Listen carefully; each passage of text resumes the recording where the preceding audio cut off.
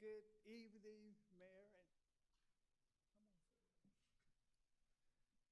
and City Council. My name is past Master Terry Blackburn from Daniel Chapis James Junior Military Lodge, number 27. My name is Christopher Bishop. I'm the Worshipful Master at Daniel Chappie James Junior Military Lodge number 27. And my name is Derek Emerson. I'm the Senior Warden for Daniel Chappie James Jr. Military Lodge number 27. I am Harvest Thomas, Junior Warden for Daniel Chappie James Junior Military Lodge, number 27. Thank you all for being here tonight. Thank you, Mayor. From the desk of the Worshipful Master Christopher J. Bishop Jr., Senior, on behalf of the members of Daniel Chapis James Military Lodge number 27, I extend our heartfelt gratitude to the Commerce City Veterans Committee for your generous support of our 2025 Toys for Tots and Feeding the Community initiative. Your contribution is truly commendable, and we will be making a difference for families and children in our community, particularly during the holiday season. Your commitment to service and community engagement serves as a powerful example for us all, and we are committed to ensuring that your generosity has a direct and positive impact on our community. We value our new partnership with the Commerce City Veterans Commission and look forward in the future collaborations that will further support our veterans and strengthen our community. Sincerely, Christopher M. J. Bishop Sr., 32nd degree. Thank you. Well, thank you. I appreciate reading that. Daniel Chappie James Jr. Military Lodge number 27 hereby expresses its deepest appreciation to the Commerce City Veterans Commission for your steadfast support and the distinguished partnership in the success of our Toys for Tots initiative. Your commitment to service and dedication to the welfare of our community stand as a testament to our exemplary character and have brought joy and hope to countless children and families. Presented May 18th, 2026, Commerce City, Colorado. Thank you. Thank you, Mr. Mayor and Commerce City Veterans Commission. As Masons, we practice brotherly love, relief, and truth, and this definitely helped us accomplish that. Thank you. Thank you. I'll invite the veterans in the Mason group to come up front to take a picture. Thank you. And the City Council.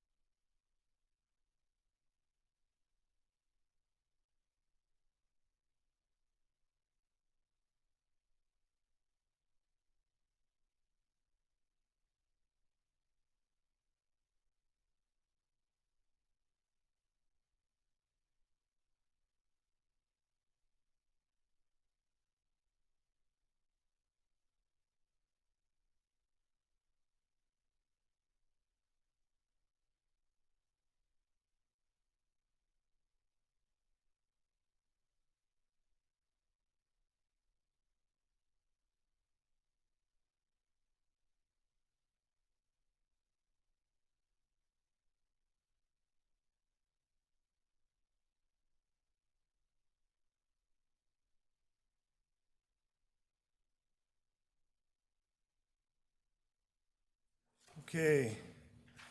All right, it's 6 o'clock. This is a hybrid meeting of the City Council. Member, the public can view this meeting live on Channel 8 and the city's website and YouTube. Live Spanish translation service are being provided for tonight's council meeting by telephone. Please dial 720-386-9023 and use code 104091 *.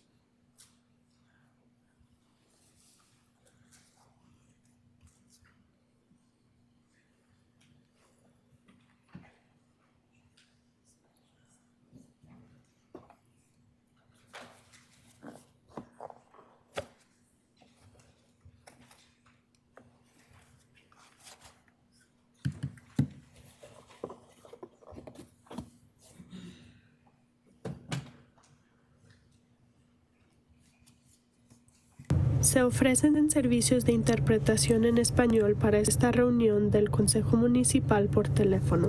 Marque el número 720-386-9023 y utilice el código 104091#.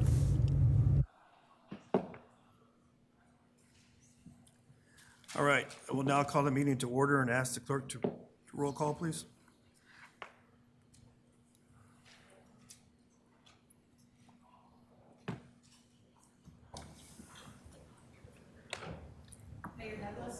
Present.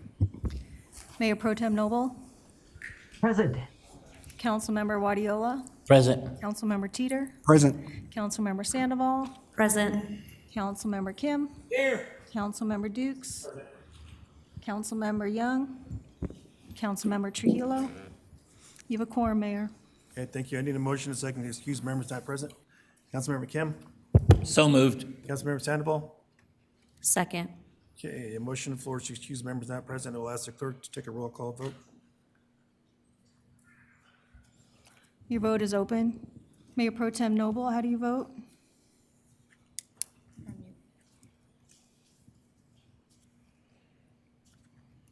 Did you say yes? You're muted. Yeah, audio Yes. wasn't on. Sorry Thank you. about that.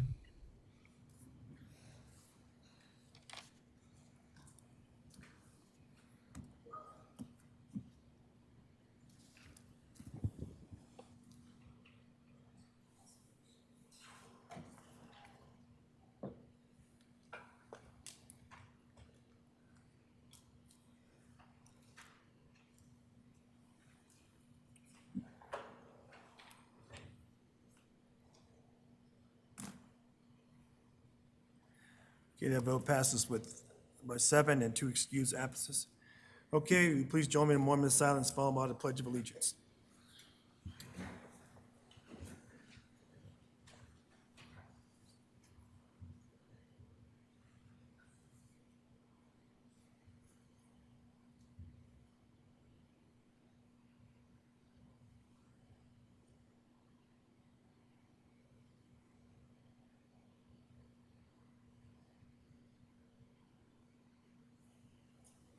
I pledge allegiance to the flag of the United States of America and to the republic for which it stands, one nation, under God, indivisible, with liberty and justice for all.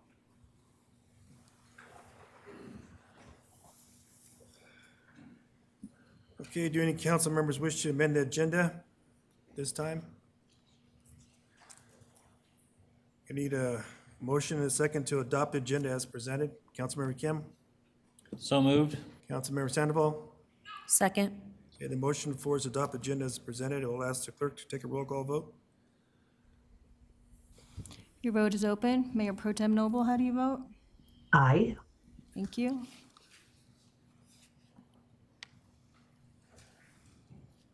Councilmember Dukes, thank you.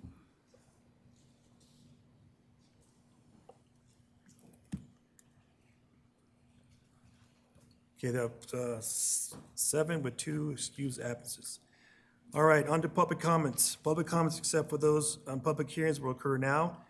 Items of personal nature should not be discussed. Personal related matters should be directed through appropriate chain of command. The council may direct the city manager to follow up with certain matters. Public comments should be limited to 3 minutes. And I will say that we do have on the agenda, on the first reading, so there will be no public testimony. Public testimony won't take place until next month. Okay. Will the clerk please call anyone virtual or in person, please? We have 2 virtual speakers. Our first speaker is Marie Romero. Marie, can you hear us? Marie, if you would unmute your microphone, you'll have 3 minutes to speak.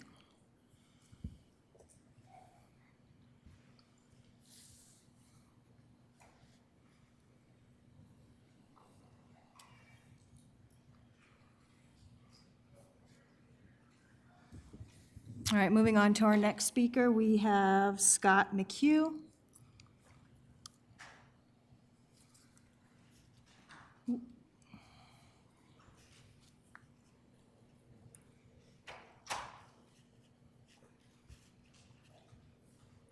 Hello, can you hear me? Yes. Oh, excellent. Thanks for having me on, I guess. I hope everyone's having a good night. I was looking at the resolution 2026-060 having to do with the Reunion Road maintenance. And just a real quick background, I've lived in Reunion since 2003. I'm one of the first. In 2013, they put the notorious chip seal coating on there, even though we had examples in Buffalo Run where that stuff had not held up well. And so I've been living with that for a long time. It's been 13 years now with zero maintenance on my street. 13 years. They did fix a couple cracks in the last year or two, but they have not put any kind of sealing, recoating. I did look at the most recent, looking at the map and the list of streets that they're doing, that once again, they're not maintaining, they're not going to resurface my road. So I had, see if I can get the list of names of the people that came out to my property last year. I had Councilman Susan Noble. I had Jenna Hahn, the Director of Public Works, Mike McGoldrick, City Engineer, David Templeton, the Streets Operation Manager, all came to my property. I personally handed Jenna Hahn a gallon jar of the chip seal rocks that normally come off my street and are tracked into my house and trapped on the undercarriage of my car, according to my car mechanic. And they all said that my street was really bad and it needed to be redone, but it's not on the list. And Susan actually told me that they had given my street an 85 score. So I guess that was a long statement, but the question is, when are they going to do the side streets in Reunion?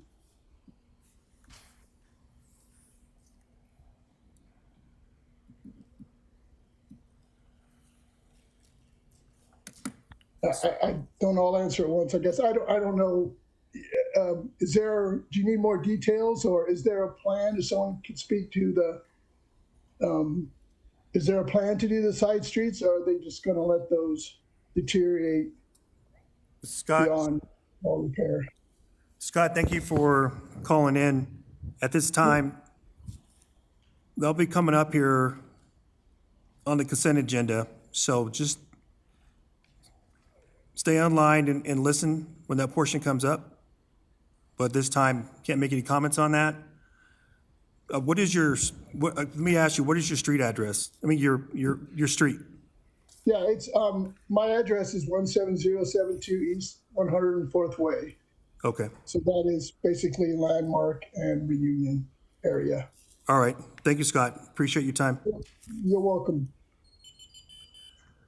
So at that time, when they start talking about that, is that a time where I can ask questions? No, sir. This was your time, so I appreciate you letting us know. Okay, am I out of time? Yes, sir. Okay. Thank you. Yeah, I was going to see if Maria wanted to unmute her microphone and speak for public comment, or else we will move on to those in person.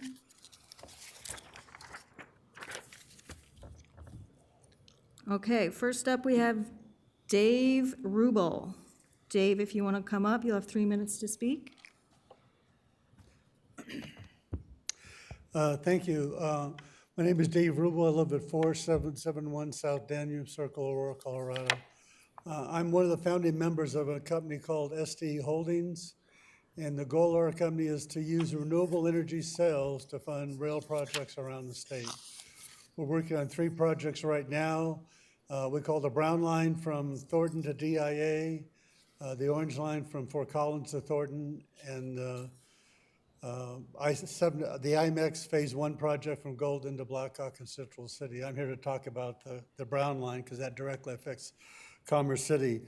To do our project, we are dealing directly with homeowners. We have decided to approach homeowners and businesses to enroll in our company, select SC Energy as this power company.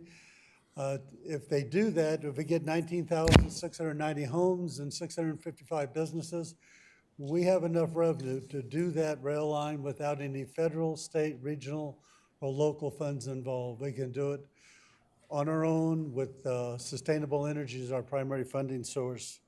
We're going to do the project in 2 phases. We'll do the solar first, get the revenue from the solar, verify that it is what we need to do the project, and then we'll do the rail project second. We believe this will take about 3 years to get the enrollment for our solar and another 2 years to build the project. We're here tonight to ask for the support from Commerce City. I have a package I'm going to hand out. We have a resolution attached to it. I'd like to come back in a study session or a regular agenda item where I can make a more formal presentation and have a Q&A with the council about our project, answer any questions you might have. But we're doing projects that nobody in the state will ever be able to do. We're taking on the most challenging projects, I-70 up to the mountains, a lot of the projects along the North Front Range, projects in the metro area that are too congested for normal rail transportation. We're using 2 state-of-the-art technologies. We're using a hydro vehicle, which is a hydrogen-powered battery electric vehicle, and a elevated magnetically levitated train. There are 2 technologies we're using depending on the availability of right-of-way. We think this is the wave of the future on how you fund major infrastructure projects around the state. This is just our first step. I think once we get one project done, we'll be able to point to our project and tell people these 20,350 people built this project by changing their power company from Xcel to ST Energy. We think that's the way to go. It's a decentralized form of energy generation. We're putting it where the power is used on the home in the way of solar panels. Thank you very much. Thank you, David. Sorry, sir, the information you have, could you please give it to the city manager? Who do I give it to? City Manager Rogers, did you have anything you want to add? No, Mayor, I think you said exactly what I was going to have him pass me the information and we can review it and get information out to the body. Okay, thank you. Thank you, sir. Thanks for your time. Appreciate it. Mayor, our next speaker is Jackie Valdez.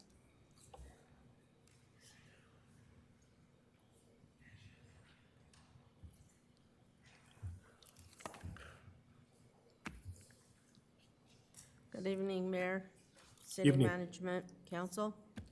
Couple of things on the agenda that I want to speak with you tonight about is Suncor. We had a couple of incidents with Suncor. We were told that electrical had taken them down and restarted back up. Okay, one was done on Monday, and then one was done on Thursday, another reoccurrence on Thursday.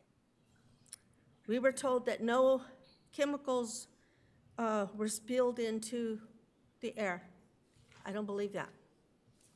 I believe that when Suncor does what they do, whatever reason may happen, it is in the air. When you could smell it, you could taste it, it's burning your eyes, chemicals are being put into the air.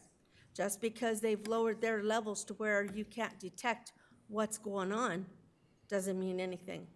We need to be on Suncor about being more accountable for what they're doing.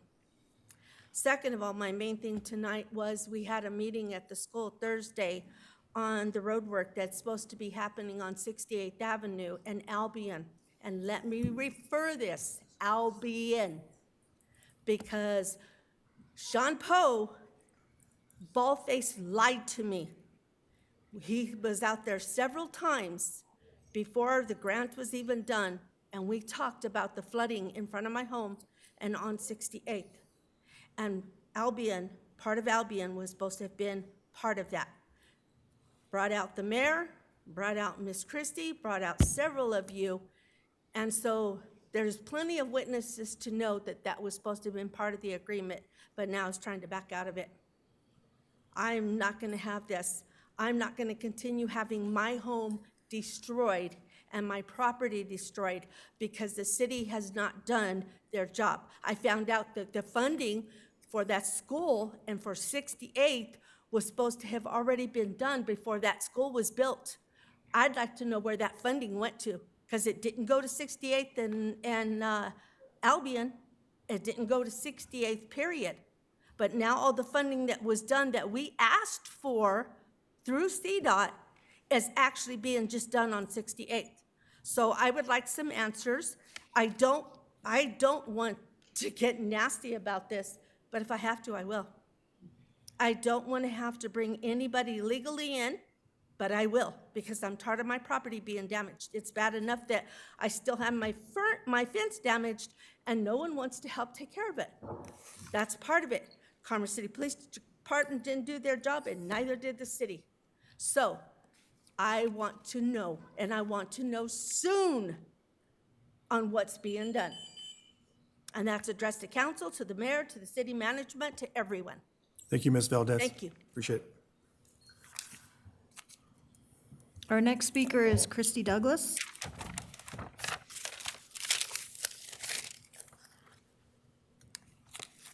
Good evening, council, mayor, mayor pro tem, and city management. My name is Christy Douglas, and I live in Ward 4. Got a few things that I'd like to talk about tonight. The first being that there is a proposal to have DAC meet with the city or the city council, and the DAC is a District Accountability Committee with Adams 14. I don't understand the purpose behind that. I was a part of DAC for a very long time, and just as a community member, and I don't understand why that's coming forward to me. It's the DAC is an arm of the district, and that should be district business, and not coming to the city the way that it is. The other thing is Suncor. We had people in that community that were scared to death that there was something bad going to happen. And I heard through the grapevine from reliable sources that the incident last week could have been cataclysmic. Can you imagine if there was a fire that got out of control over there and there was an explosion? How far that would go? Suncor has got to be held accountable. They need to be reinvesting to make sure that where they're doing business is safe. The last thing that I'd like to bring up is last week's study session. I've told you before that people are listening and they're watching. I thought it was very, very interesting that the issue of a budgetary shortfall came into play. I also thought it was very interesting that one of the council members brought up the fact that that gap might be filled by the possibility of oil and gas operations coming back to Commerce City. When I was on council, one of the reasons that I was elected was because people did not want to have fracking, especially in the north, and they didn't want to live with it. Now I find out that it might come back as a way to fill a budgetary gap. And just know that people are watching, they're interested. Thank you. Thank you.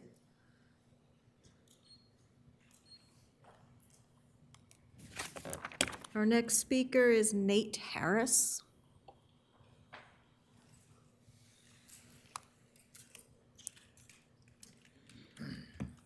Hello, Nate Harris, Ward 4. All right, first off, let's talk about the ineffectiveness of Flock and ALPRs that you spent $4.5 million on. Up top, real quick, Flock does not stop crime. Flock doesn't stop murder, rape, domestic violence, drug deals, home invasions, fraud, financial scams, or even petty theft. Flock maybe, possibly, if the conditions are just right, will help some lazy detective hunt down someone who took a loaf of bread from King Soopers or whatever.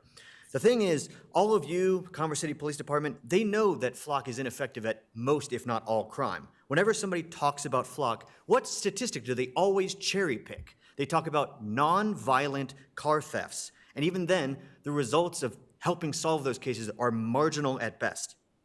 Meanwhile, what Flock does do is perpetuate wrongful arrests, persecutions of immigrants in marginalized communities, stalking of children, silencing of political opposition, restrictions of freedom of expression, and violations of the constitutional rights enshrined to all Americans. One of your representatives up here is conveniently absent, specifically mentioned in her campaign that, quote, all of us should be, quote, what may be good for me may not be good for everyone. What the constituents want, that's top priority. Well, the majority of residents here don't want this, and yet here we are. 5 months in for some of you, and many years for others of you, and you guys have dropped the facade about actually caring about the livelihoods of people in this city. When Reunion Ridge was spray painted with the word scam a few weeks ago, Charles, your gut reaction was to be angry at the graffiti artist rather than be angry at the land developer that actually scammed somebody. So it's become abundantly clear that the majority of you don't really know how to lead. I mean, let's face it, first time up there for 4 of you who are up there not because maybe you're the best to lead, but because you're up there to rubber stamp for land developers who want to come in here and build cheaply built or quickly built homes that are so expensively priced that nobody can actually afford to buy them and everybody has to rent. That's being a slumlord. All that talk about building up the local economy and supporting local businesses was a lie when the fracking companies or the data centers or Suncor or the private equity firms want to come in here. I'm sure you guys will bend the knee because none of you ever claimed to have any ethics. It only took 100 days for some of you to really, really screw over the people of this city, and I really fear about what you'll use for the rest of your time here on council. Thank you. Thank you.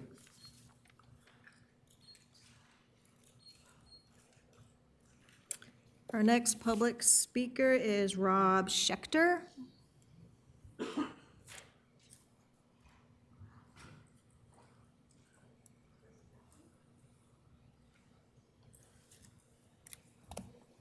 Excuse me, sir, before you start, Rob, are you here to provide testimony for an item that's going to be scheduled for a hearing?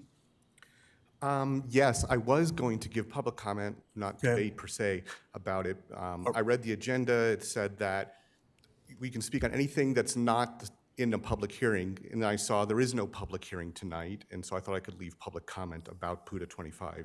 All right. I would advise if you would wait on that until it's scheduled for second hearing, because any testimony that's given now would not be recorded. Correct, City yes, Manager- just to, Sorry. so if you're gonna provide public comment on the hearing, excuse me, we wanna make sure that it's within the 4 corners of the administrative record, so you would do it during the actual hearing. Okay, Yeah. no problem. I also wanted to comment on the motion to meet with Adams 14 DAC. I think it's a great idea. I've personally gone to 2 DAC meetings. I don't have kids in the district, but I just really want to learn how school districts work. I wanted to see what's really going on because I heard and saw that District 14 is actually the worst in the state. I went and looked it up, and yeah, there's this nonprofit that ranks them. And of all the ranked ones, District 14 has the worst outcomes, it's worst by outcome, for all, scholastic, for all districts in the state. They're graduating more students, but just being able to read and speak English is the lowest. For example, math also. And I went to DAC, and I've heard the school district members speak, and they seem to not, I don't know what's going on, but they won't speak about the issue. I saw that the state of Colorado even has a special website about Adams 14 and all the problems over the past 10 to 15 years they've had trying to get them into compliance and to raise scholastic efforts. I also saw that Adams 14 spends about at the top of money per student. So it's not a question of money. And so I think that would be great to meet with them, and I applaud that. Thank you. Thank you. Oh, I'm sorry. I have another thing I wanted to say. The reason why I think this is actually so important is because I think actually the poor state of Adams 14 is actually maybe the most critical subject facing Commerce City, and it's kind of sad it's sort of outside of our control. This is the future of Commerce City. And parents who know how the American school system works, where you have to be a good consumer and check your school districts, find good schools, they know this system, they will not move here. People who are new to the country and who maybe come from other governmental systems, they'll just move here trusting, okay, you know, it's America, we'll get an education, or they'll leave it up to the school district. And so I believe that it's just my hunch that a self-filtering is kind of happening. We're getting a bias. And with Adams 14, over decades now, not confronting their poor performance, we're just building multi-generational underclasses of people who aren't prepared for the job market. Thanks. Okay, thank you. Our next speaker is Damon Scordo.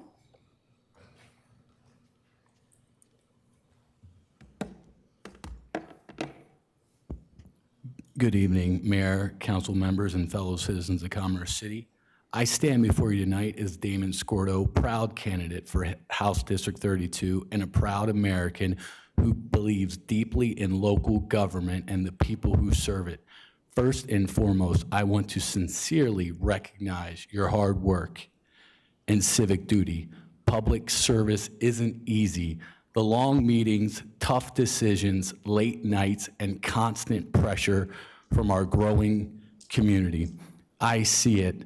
For the last several months, I have been attending your meetings, listening, learning, and watching you serve. I appreciate the dedication it takes to show up for our city every single time. Our builders, contractors, small business owners, and everyday community members have told me they are happy with most of this council.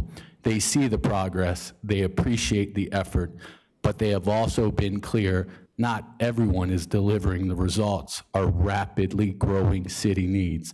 The time has come for some of the old dogs to step down and make way for new blood, fresh ideas, new energy, and renewed accountability are essential if Commerce City is going to thrive. We must innovate. We must restore real checks and balances. We cannot afford business as usual when families are looking for safe neighborhoods, when builders need predictable processes, when local businesses want a city that works with them instead of against them. As your next state representative for House District 32, I pledge to be a strong partner to the men and women on this council who truly are committed to results. Together, we will keep Commerce City safe. We will build a genuine pro-business environment and attracts investments, creates jobs, and supports the equipment and infrastructure our contractors and companies need to grow. And most importantly, we will create a family-first community where our kids can play safely, our neighborhood stays strong, and parents feel confident raising the next generation here. Commerce City is on the rise.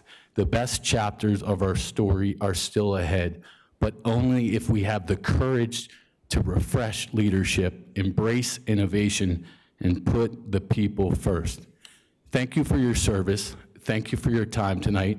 I look forward to working with the dedicated members of this council to deliver safe, prosperous, and family-friendly Commerce City our community deserves. God bless you, and God bless Commerce City. Thank you.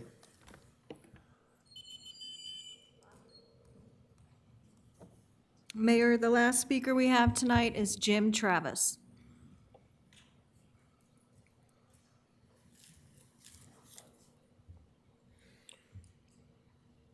Good evening. My name is Jim Travis. I live in Ward 4. I know some of you on council. My entire life, I've been passionate about politics. I've been engaged in debate with some of you about those politics. But mostly, I'm a guy that sits on the sidelines. I send cash in. I vote for the things that I believe in. But I'm not the guy that normally gets involved. On April 6th, that changed. This council decided to sign a contract with Flock Camera to surveil us. And I couldn't stay on the sidelines any longer. I love, a few things about me, I love my God, my country, and my family and friends. When I spoke with God about this, He is calling me to fight this fight. So I'm going to fight it with everything I have. Our country and the Constitution it was founded on. I believe this is an invasion of our privacy. And if you question that, I wonder what our founding fathers would feel if they knew that the government was tracking their comings and goings. And my family and friends, I have no interest in them living in a surveillance state. So I took action, formed a committee, and that committee has grown, and we have a very large committee now.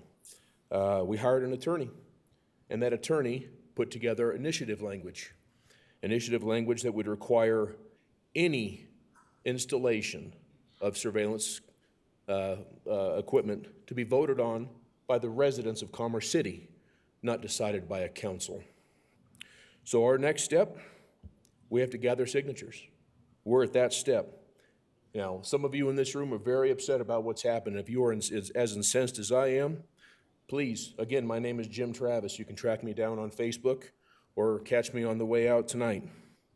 The last time I checked, we don't live in communist China, who installs cameras to surveil and spy on their residents. And that's exactly what this is. They spy on their residents for the safety and for the greater good. What a joke. So finally, it was not on my 2026 bingo card to be aligned with Mayor Douglas or Mayor Pro Tem Noble on anything politically. Yet here we are. And I would like to thank the two of you as the two lone no votes for patriotically representing this city. Thank you both very much.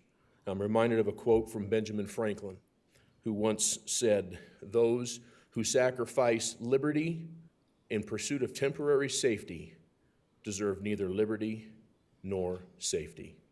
Thank you all very much and have a nice night. Thank you.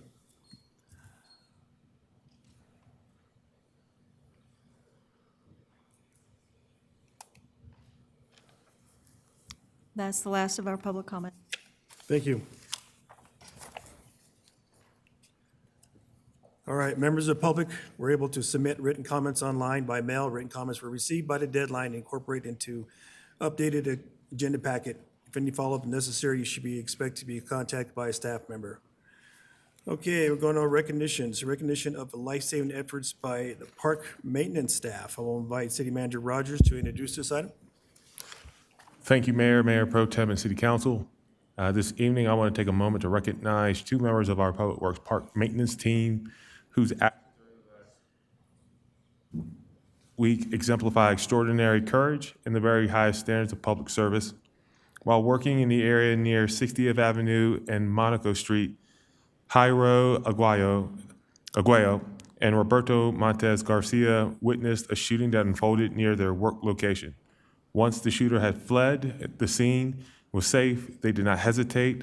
Instead, they immediately ran across the street to reach the female victim who remained inside her vehicle.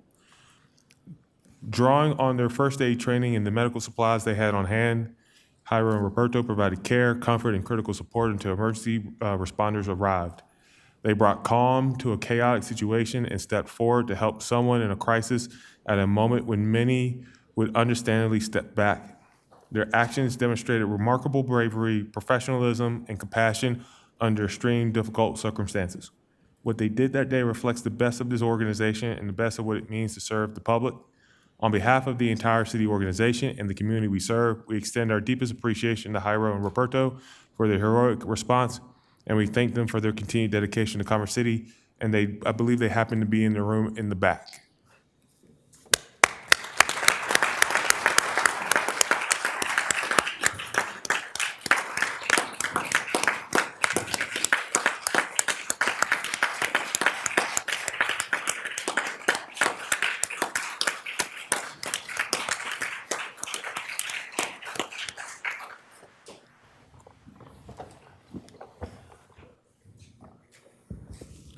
Well, Jairo and Roberto, come up front, please.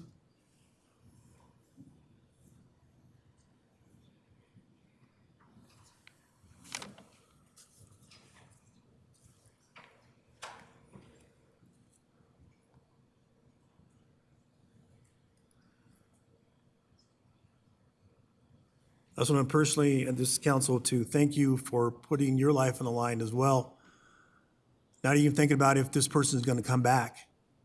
And you did the right thing by stepping up and to help out someone who needed aid. I really appreciate that. These are our city workers, and usually in our town, when we're out and about, we usually see someone who's working nearby, which is within public works. You guys are all over the city. But again, to put your life on the line and step up, that is courage. So I really appreciate both of you for what you did on that day. So thank you. Does council have anything else you'd like to make a comment? Councilmember Sandoval?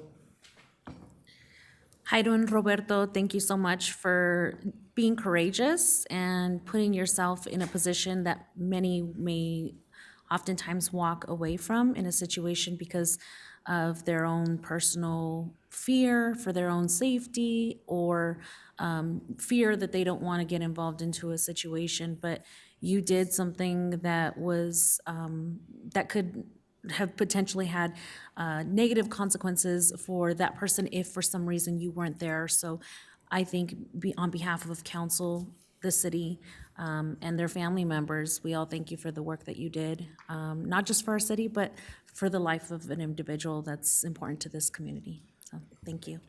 Thank you. Councilmember Dukes? Thank you. Just thank you. Thank you for being courageous, and thank you for caring so much about the community. There's times in people's lives where you wonder what will happen, and you jumped in and said, this is what we're going to do. We're going to take care of this and be courageous and save some lives. And so I appreciate it. Thank you on behalf of the community, and thank you for being here tonight. Thank you. Councilmember Kim? You know, it's a put up or shut up moment. It's also fight or flight. I appreciate what you guys did as far as jumping in and taking the necessary actions in order to calm the victim altogether. I guess my expectation from city manager would be the fact that there'd be a raise of some form or maybe a bonus or something might be available. I'm just going to throw that out there because, again, I appreciate what you guys did.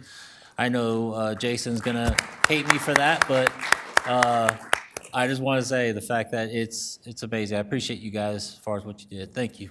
Thank you. Councilmember Teeter? Yeah, I'd just like to say it takes a special person that when things are happening, that instead of running away, you run towards the problem. And I don't know, you guys might want to start thinking about maybe signing up for the fire department or the police department. And I mean, you've already passed the first test, so anyway, thank you. Thank you. Mayor Pro Tem Noble? Thank you so much, Mr. Aguayo and Mr. Garcia. It's a marvel what you did, truly courageous. And the beauty of it is that you didn't have any expectation for being rewarded or recognized. You stepped right up and helped the woman who was in her car who'd been shot. I think it's such kudos to you. Really appreciate it. And yeah, even so, maybe even a day off. Thank you again so much for being men of such character. Thank you. Councilmember Guardiola? Thank you, Mayor. Again, thank you guys so much. But it also, I think the bigger vision is the Parks Department, right? And the culture it has there. And having two amazing employees to take that extra step. So kudos to you two and the whole department, because I think any other staff member that works with you guys, we do see you guys all the time out there. And we appreciate that. So muchas gracias and thank you. Thank you. I know we don't have a plaque. I don't know if we could take a picture. Is that possible? Okay. Why don't you guys come up front here with the council, we'll take a picture.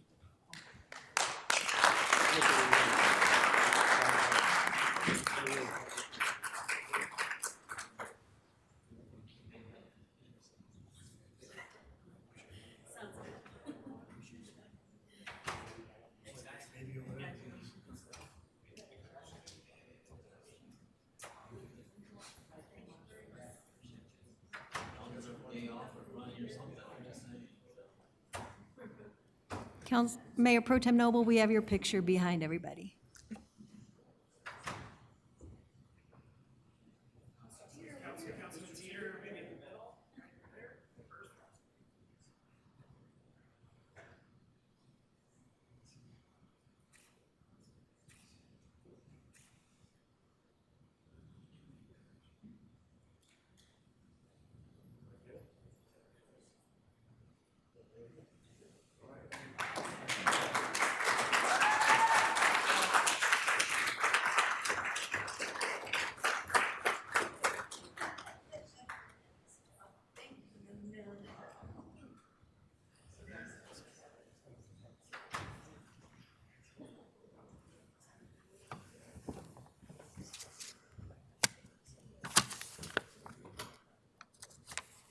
Okay, up next, notice of council business.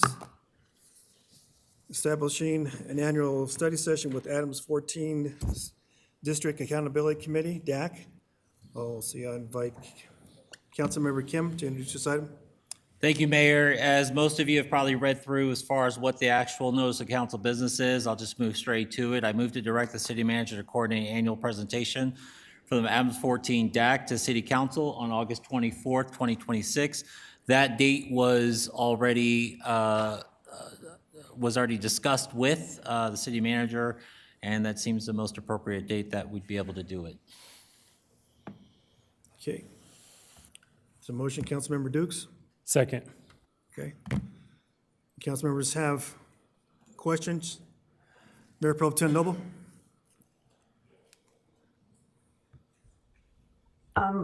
First of all, I'm not clear about why we are entering into Adams 14 School District business. But more importantly, we haven't had a meeting with the Adams County School Board in at least a year, if not longer. It would seem that it would be protocol to at least begin with the school board, have the conversation with them before we meet with DAC for Adams 14. Secondarily, I don't know why we're singling out Adams 14. If you are going to have a DAC meeting, then it should be with 27J as well. That's our other school district, of course, in Commerce City. I'm not comfortable with the optics of doing this before we meet with the Adams 14 school board members. Councilmember Kim? Yeah, thank you, Mayor Pro Tem. So first and foremost, DAC is legally mandated for every school district under state law, CRS 22-11-302, but is designed to operate as an independent, community-led advisory body rather than the department controlled by district staff. And secondly, is that we did have the chairwoman from DAC come to our city council meeting, who had requested it during public comment, hence the reason why it is now being brought forward. And it was just for Adams 14 solely. If 27J wishes to have the same thing, the idea would be is for them to come forward as well to either discuss it with myself or other council members or maybe city staff. Okay, any other council members? I have a question. Was there a meeting also with the superintendent or the school board to engage with them because the DAC reports to them? Councilmember Kim? Mayor, the DAC does not report. They are independent community-led organization based on CRS, as I mentioned in the statute. They are not controlled by the school board. They are an advisory to the school board, but they are not controlled by them. Okay, and what is the purpose of this outcome? What are you trying to achieve with this meeting with the DAC? So as within the actual notice of council business that is slated on there, we're looking to obtain, a presentation should focus on 2 or 3 key insights that demonstrate how the DAC connects family voice to city priorities. As representatives of parents and caregivers, DAC members provide real on-the-ground insight into those experiences of students and families. The insights may highlight connections to workforce and economy development, public safety and youth engagement, and also quality of life. Okay, thank you. Councilmember Guardiola? Thank you, Mayor. I think this will lead into greater conversations with the Board of Education so we could start those. And I know there's been talk to getting that going. So definitely think that getting the community insight, parent insight, as a parent from with the student at Adams 14, sometimes their lens is different than elected officials, even like ours. So I think this is a good first step, them presenting to us and us starting that conversation with the Board of Education and hopefully come together and really do some good stuff in Commerce City. So I would support this. Okay, thank you. Mayor Pro Tem Noble? In all fairness, this city council has not been introduced to the Adams 14 board members. Previous city councils, we have met regularly with them previously, and in the last year or more, we have not. And I just find it to be disrespectful to meet with DAC before you meet with the school board and are introduced to them. So I would have to vote no on this. Okay, thank you. Councilmember Sandoval? So I think this body has had conversations on multiple occasions of establishing partnerships within our community and having discussions so that we can better meet the needs of our community. And I think this is a great way to talk about specifically what we've highlighted both in our study sessions as well as our separate meeting, including our retreat, where we spent a lot of lengthy time really strategizing the vision for what we would like to see happen.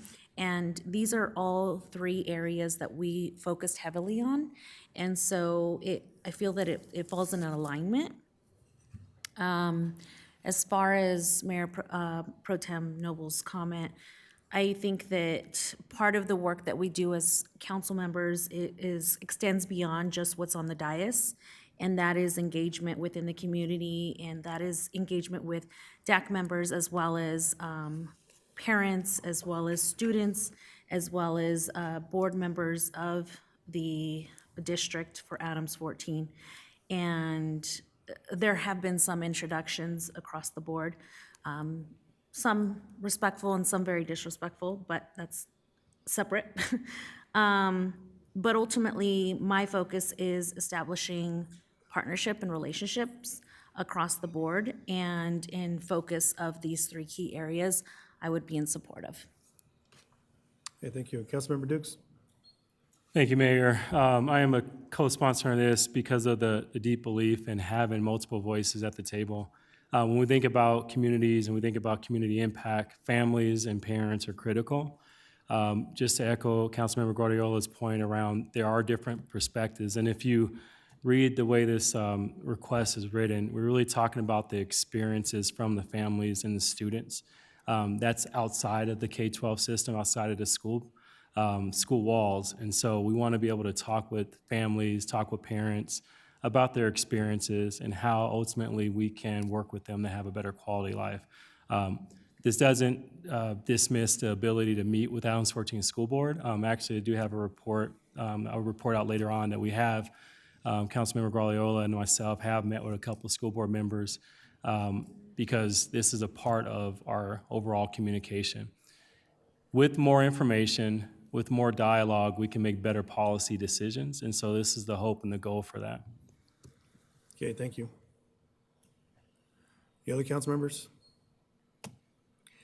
Well, I can say I've been part of DAC. I've been to a lot of their meetings, interaction, and I understand the ask, but the participation is, I don't see the alignment. All right, we'll go ahead and call for the vote.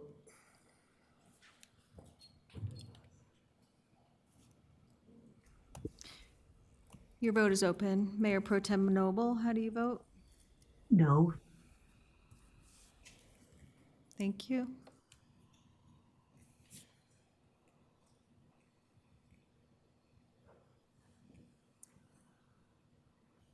Okay, that passes 5-2 with 2 excused absences. Okay, up next, request to develop a neighborhood improvement grant program. I'll invite Councilmember Dukes to introduce this item. Thank you, Mayor. And this motion is really about empowering residents to take an active role in improving their neighborhoods while advancing our council goals. And we talk about economic investment, public safety, beautification, and connection to the community. Small neighborhood grants can be, they can create visible and community-driven impacts and strengthen neighborhood pride, but they also encourage local involvement and local engagement. My hope by providing this motion, and hopefully with the acceptance of the vote from the council, is that we explore a modest pilot program that can evaluate ways where residents can lead ideas, build stronger partnerships and within a community, but ultimately invest in the projects and improve the community across Commerce City. As you know, we think about some of the posts, whether it's on Facebook or challenges with neighborhoods, there's only limited funds in certain areas. And so when we think about a post, it comes to mind a couple months ago in South Lawn, where there is a bathroom that needed to be renovated, and there's not enough money from the HOA, for example, to help renovate the bathroom in the South Lawn area. These are grants that if they came together and said, hey, can we use some funding to actually open up this bathroom so that the park is available for families to use it. Another example is we think about community gardens, or we think about small libraries for youth. This is a grant that we hope that can help ultimately empower residents to use. That's on behalf of the city, but we spread the opportunity across the city. So with that, I move to direct the city manager to explore the development of a neighborhood improvement grant program that supports city council goals related to economic investment, neighborhood revitalization, public safety, and the quality of life by empowering residents to lead visible, community-driven improvement projects throughout Commerce City. Okay, thank you. Councilmember Guardiola. Second the motion. Okay. And council members have questions. Mayor Pro Tem Noble. Yes, thank you very much. First of all, I think this is a fantastic idea. I'm really excited about this. And I know of a community right off the bat who could also make great use of this money. The Buffalo Highlands HOA and their Metro District very much want to do painted crosswalks to slow down traffic on Landmark. And that would contribute to their project for sure. So my question, though, is for the city manager. Do we have staff and the bandwidth to do the grants and choose and all that's involved in making decisions regarding this grant program? City Manager Rogers. Thank you, Mayor. Great question, Mayor Pro Tem. I had the opportunity to speak with Councilmember Dukes as he was developing this motion, and the time frame in which for us to return affords us the capacity and the resources necessary to conduct our own due diligence, both on the policy side and as well as working with my colleague to my left, the city attorney, to ensure that what we could bring forward and what we could develop is something that would be sustainable going forward, but also looking at it from the budgetary constraints and thinking about it in the bigger picture as what we've discussed coming out of last week. So I think you saw the culmination of that discussion in his motion about Q4 and coming back with a framework of information and other details. All righty, thank you. Then I fully support it. Thank you. Councilmember Sandoval. Thank you, Councilmember Dukes, for bringing this to council communication. I think this is an amazing idea. I fully support it. I actually received inquiry from a resident within Ward 4, and their daughter was interested in creating a community garden, and she had received support from her school and also had individuals lined up to provide assistance, and was seeking out support from the city in some fashion. And so obviously this is something down the road that would be available and open to all members to be able to apply for the grant. But I think this is a fabulous idea, and it really gives residents the initiative to be able to take on projects to help beautify and revitalize their community. And it's open to both the core and the northern part of Commerce City. So I fully support this. Thank you. All right. Yes, thank you for bringing this forward, Councilmember Dukes. I have a couple of churches that would be greatly appreciated to take part of this grant program. All right, we call for the vote. So the motion is I move to direct the city manager to explore the development of neighborhood improvement grant program that supports city council goals related to economic investment, neighborhood revitalization, public safety, and quality of life by empowering residents to lead visible, community-driven improvement projects throughout Commerce City. Your vote is open. Mayor Pro Tem Noble, how do you vote? Aye. Thank you.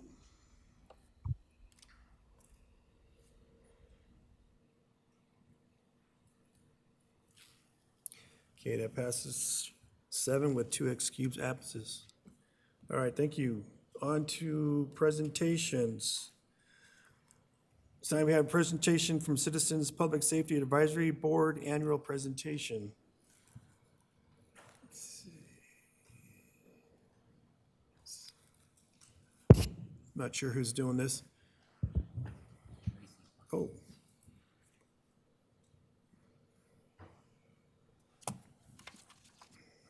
Sorry about that. Oh, they gave us a clicker. You guys should be concerned.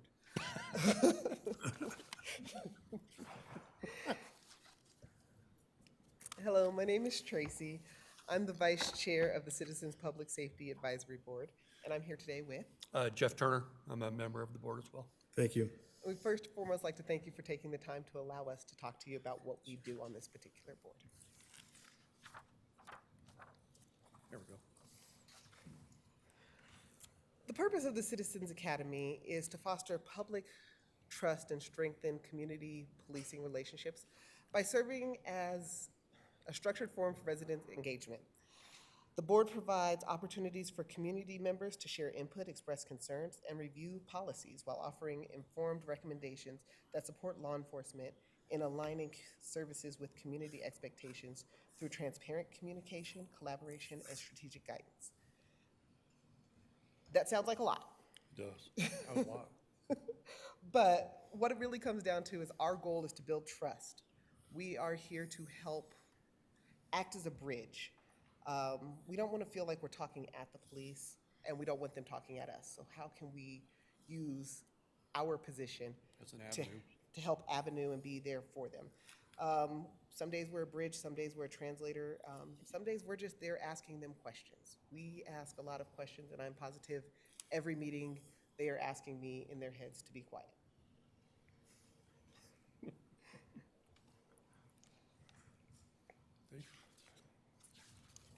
So our goals, there's a lot on this page, but I kind of want to summarize it and say it really comes down to one thing. It comes down to building trust, not just saying it, but creating a space where people actually feel heard. We listen to these meetings and we listen to our community and we bring those questions back to the department and ask, how did we get here? Why are we doing what we're doing? And spend a lot of time advocating and reaching for the why. This committee exists for the why.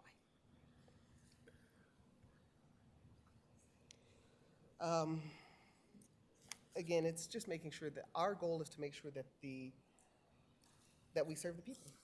Right, and we've been out to multiple events and talked to the people, and like Tracy had said, be able to bring those questions back to the police department and get those answers that the citizens have asked.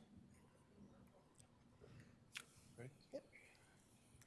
So when we talk about community events, this is probably my favorite part of what we get to do. Yeah. Is we get to go in here and make moments where relationships are built.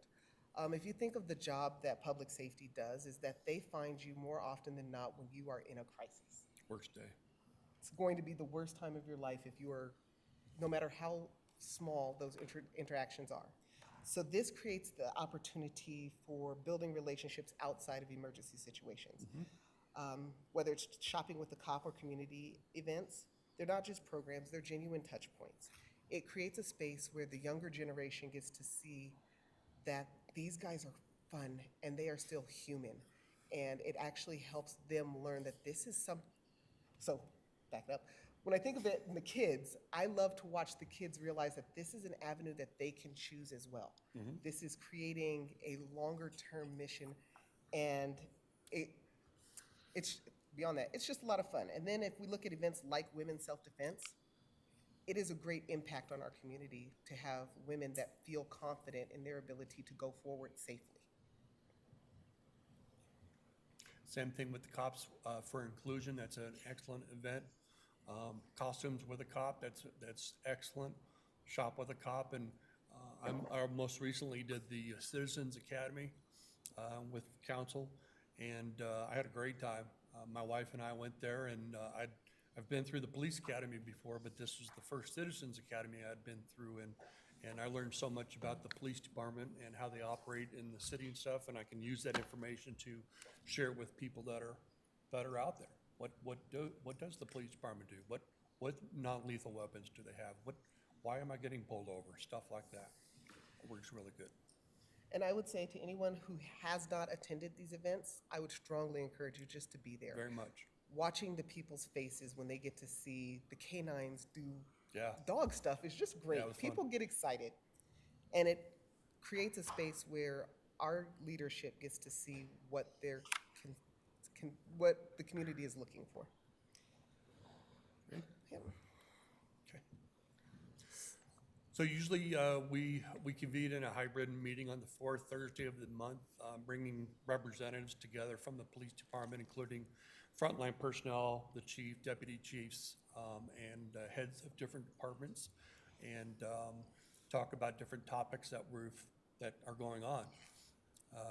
Like some of the stuff that we've talked about before, bringing questions, ask questions about department policies, and offer a suggestion on how they can do better, or how we can help them do better, whether it just be get the information out to people or get involved some other way. We also provide advisory input, like I just said, on strategies and training initiatives, and as a resource allocation to enhance public safety outcomes and ensure alignment with the community needs.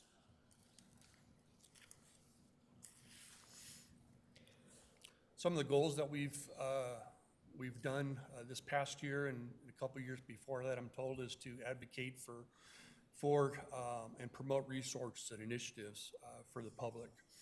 If you look at the slide, the 9 p.m. checklist is something that the board has given out to citizens in our area. You know, simple stuff: remove valuables from your vehicles, lock your doors, close your garage door. The simple stuff that you get complacent with. That sometimes you need that reminder to help provide their homes and their property. And we think of it in the space of like, the 9 p.m. checklist is not just responding to a problem, it's trying to help prevent them. Right. And I think all of us go through these moments where you're like, did I do all the things? And it just creates another way for us to keep that in mind, so that way we can keep our community safer and make things easier for everyone involved. Okay, so technology. I'm going to preface this slide. I understand that there are differing opinions about technology, like Flock. The purpose of tonight's presentation is to highlight the board's role in creating a forum for communication and thoughtful decisions, not to debate any specifics about the technology. If you would like to come to our meeting, you can definitely feel free to do so, where we can go further into detail about the technology. But this is where we advocate and promote resources and initiatives to support the achievements of the police department.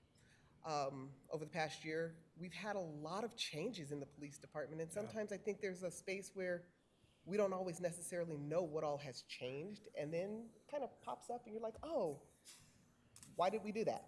Yeah. I can assure you that from the council's point, and as we sit through those meetings, that's not something that anybody's just like, you know what, today feels like a good day for us to roll this technology out.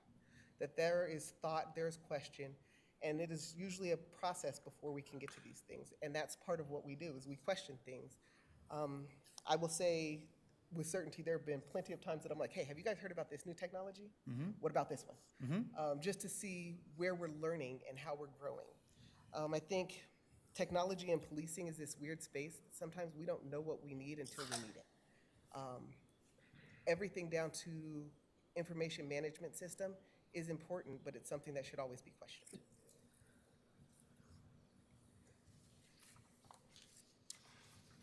Here's a couple of pictures from the Citizens Police Academy to expand and strengthen the board through increased membership and community representation.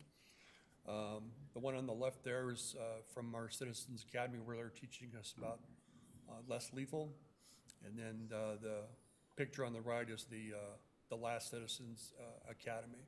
And that was a really good avenue for us because it gave us an opportunity to reach out to other members of the community and get them involved in our committee and the police department and stuff like that.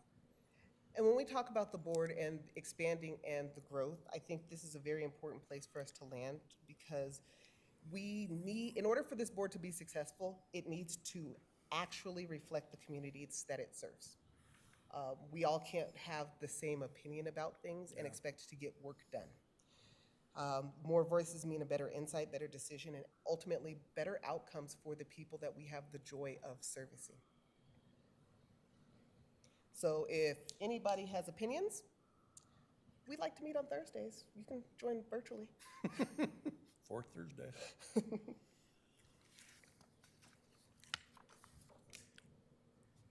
Some of our other goals is to communicate, be a communication conduit for the community to the city on city public safety matters, and we've talked about that a couple times. And you can see, as Tracy mentioned, about the women's self-defense class for individuals 18 years of age and older, promoting awareness, being prepared, and personal safety within the community. Okay, here's the fun part, the budget. Yep, money. Can't move without it. And yes, we spent 100% of our budget. It's not nearly as dramatic as it sounds, but we focused on community outreach, community engagement, and programs that deliver value. Genuinely things like costumes with a cop. It's how we give back to the community to make sure that there is a space for the police department to be engaged with their community.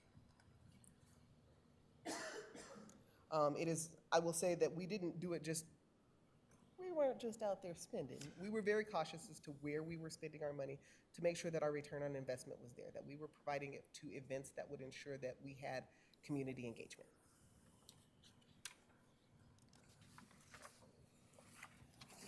All And right. with that, at the end of the day, this board exists to strengthen trust, improve communication, and support public safety in a way that reflects our community. I would like to take this time to thank you for giving us the opportunity to do Yes, so. thank you. Well, thank you. I appreciate Vice Chair Tracy Perkins and Board Member Jeff Turner for doing the presentation. City Council have any questions? Councilmember Teeter. Yeah, I'd just like to say thank you guys to start out with, and you was asking for suggestions, and we had a couple of heroes come before us tonight that took action, and I would like to see a program based kind of off that, to where, you teach people there's a time to take cover, and then when the situation changes, well, then take action. And that's exactly what those two guys did. And I'm thinking this needs to be taught to a lot of different churches and schools and just a lot of different organizations to just keep your eyes open and take cover, then take action. And that's all I got. Thanks. Thank you. Councilmember Guardiola. Thank you, Mayor. Again, thank you guys for serving. And I think this board is such a key component of bridging that community and the police department, right? I got to go to the Dia de los Muertos event, and it was amazing. It was packed, and it was at Our Lady Mother Church, and I really saw the community be embraced also.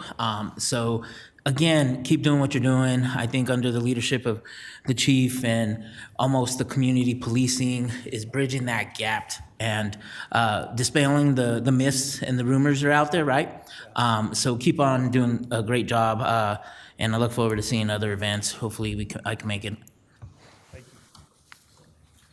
Councilmember Dukes. Thank you, Mayor. Thank you both for coming tonight and sharing the good work. And congratulations on the good work. It's not easy. There's a lot of time away from home, from family, and you're taking time to be dedicated to serve the community. This is an amazing program, and any suggestions I have are more just continue to do what you're doing. We live in a day and age, as you know, is just it's the communication and conversation often feels like it's one way, where people forget it's two ways. It's like you got to engage and there got to be communication. So anything you can do to help continue to bridge that gap, because we have one of the best police departments in the nation, and it's because of your boards like yourself and what you do there. But overall, I just want to say, continue to thank you. And just when I think about democracy, people forget it's a verb, right? It's being engaged, it's being actionable, and it's thinking through what you're modeling, what we want more of. And so thank you for your time, and I just can't thank you enough, so I appreciate it. Thank you. Thank you. Councilmember Kim. Tracy, Jeff, thank you. Y'all are amazing. Thank you for serving on this board also. And obviously to Councilmember Duke's point, I mean, he's taking time away from your family. I know you got like 20 kids there, I think, Tracy. So, I mean, I get it. So it definitely takes time away from that. And I would, and honestly, I will say that, our police department is probably one of the best damn police departments that we have, where they have a certification on the line that they are not going to ruin that, because they're one of the top 5% in the nation, to make sure that they're holding their people accountable, right? And on top of that too, we've got, the mental health counselor, I think that goes with the officers with some. Thank you very much for that. I mean, that speaks volumes. And honestly, I'm gonna say it again. Joanna Smalls is amazing as far as what she provides on social media, as far as with the inputs that she has out there. And honestly, I think the other point of this, it is a two-way street. We have people that will always believe one side of the coin, but they have to understand the other side of it. I encourage people to go out to check out the Real-Time Crime Center. I encourage people to ask the questions about Flock, and ask about the different tools that the police department's using altogether. I encourage that 100%. So, and I have no doubt in my mind that our police officers are not going to use it for any other notorious means, any other notorious way. So, again, thank you. Thank you guys for serving on the board, and I agree. I think a lot of people should be showing up to ask those questions, ask anything they have, to understand the other side of the coin. Thank you. Thank you. Thank you. Mayor Pro Tem Noble.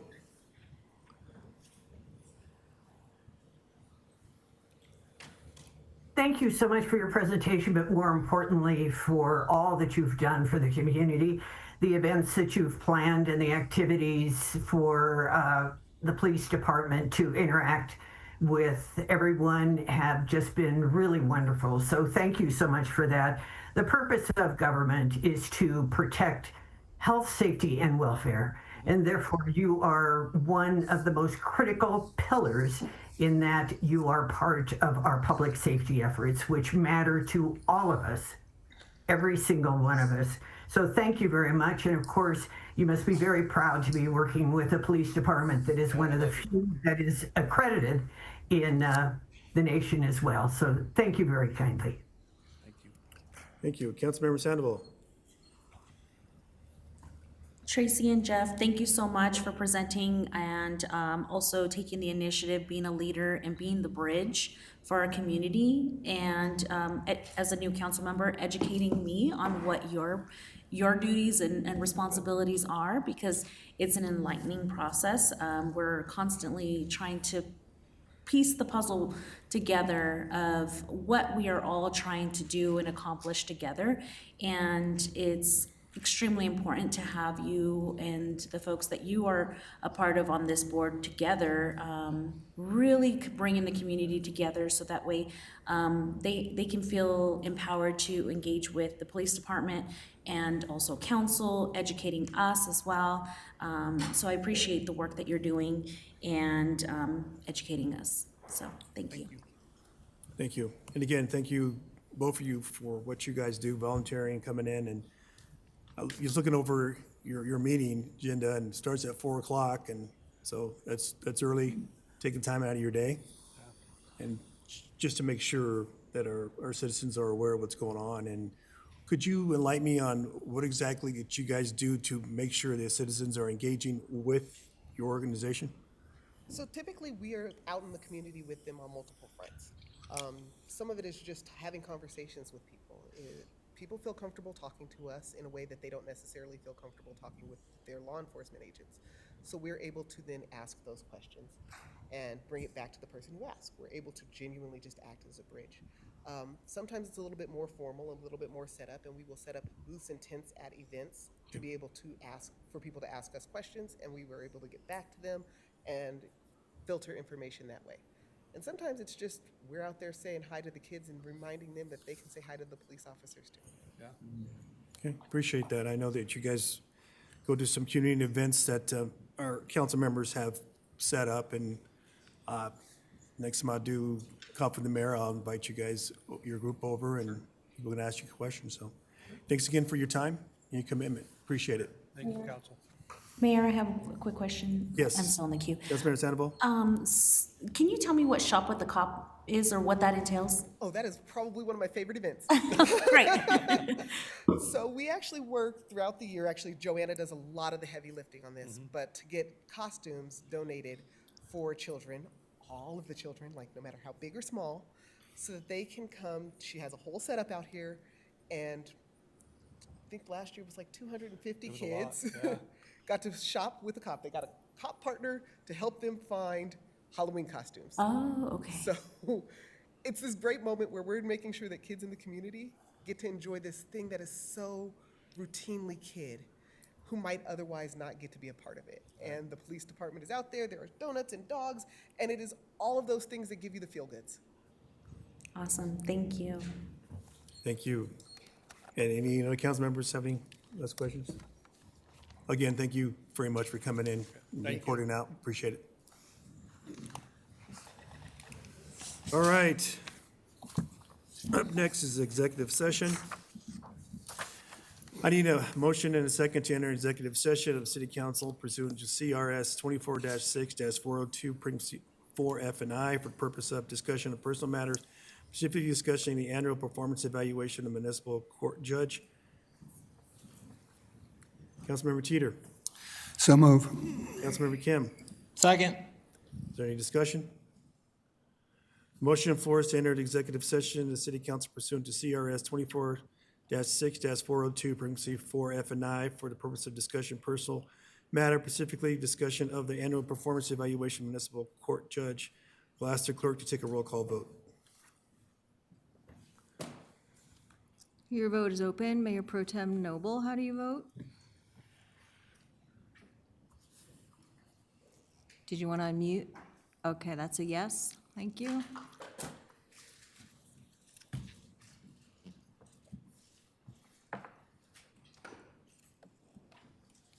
Okay, the vote is 7, with 2 excused absences. We will now enter an executive session. The meeting broadcast and recorded will remain up.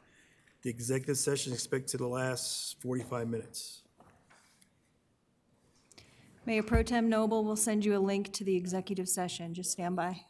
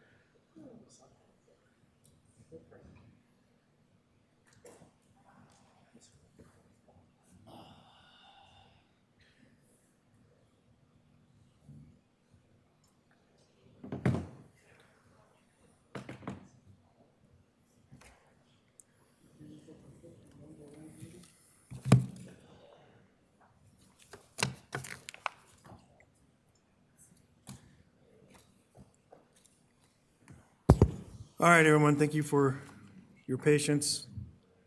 We're going to reconvene to the regular meeting.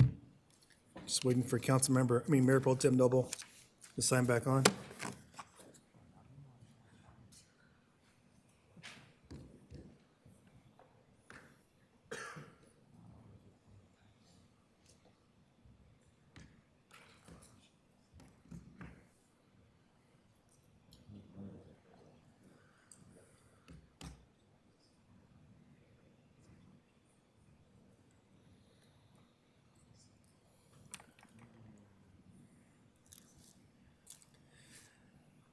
All right, so she's gone to get on, and should I wait or should I just go ahead and proceed?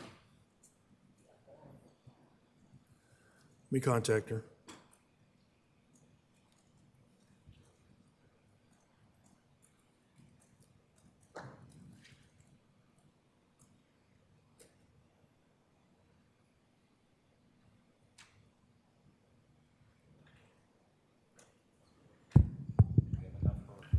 You do have a quorum, Mayor. Okay.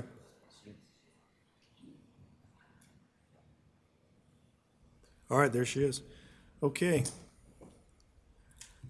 All right. Thanks for everybody's patience. Okay, I need a motion directing the city manager and the city attorney to prepare a resolution for reappointment of the Judge Bowen for a 6-month term. Councilmember Teeter. So move. I need a second. Councilmember Goriola. I'll second the motion. Okay. All right. Motion on the floor is to direct city manager and the city attorney to prepare a resolution for the reappointment of Judge Bowman for a 6-month term. Excuse me, you did say you wanted the attorney to write up a resolution? Yes. Okay, thank you. Prepare a resolution, yes.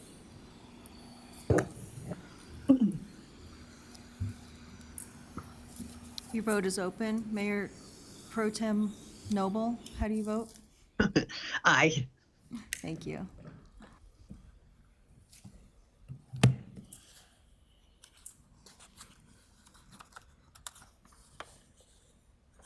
Okay, that passes with 7 yeses and 2 excused absences.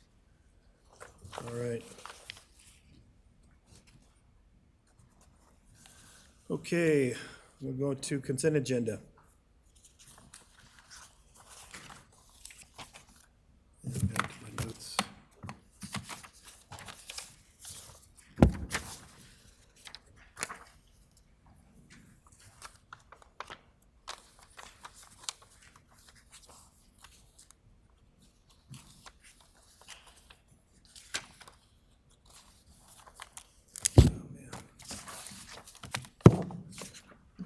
I got it. Thank you. All right, the consent agenda includes items that are routine, procedural, informational, self-explanatory, non-controversial. These items are presented to council these items are presented to council for a single motion in the vote.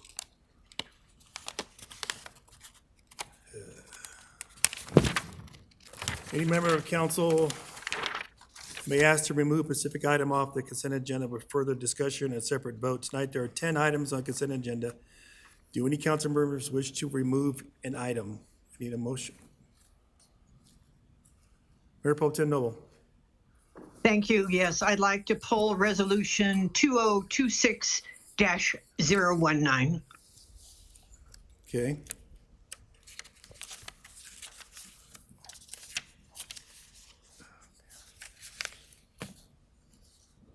Okay. 2026019. 019, correct. Okay. Is that the only one? For me, yes, Okay. other than, All right. we'll see if anybody else has one. Okay. Any other council members? Okay. I would like to pull off Resolution 2026-060 and Resolution 2026-068.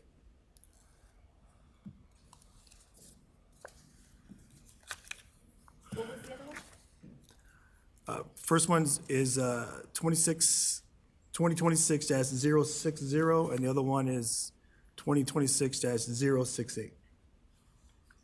Both resolutions. Okay. Any other council members? All right, I need a motion and second to adopt the consent agenda as amended.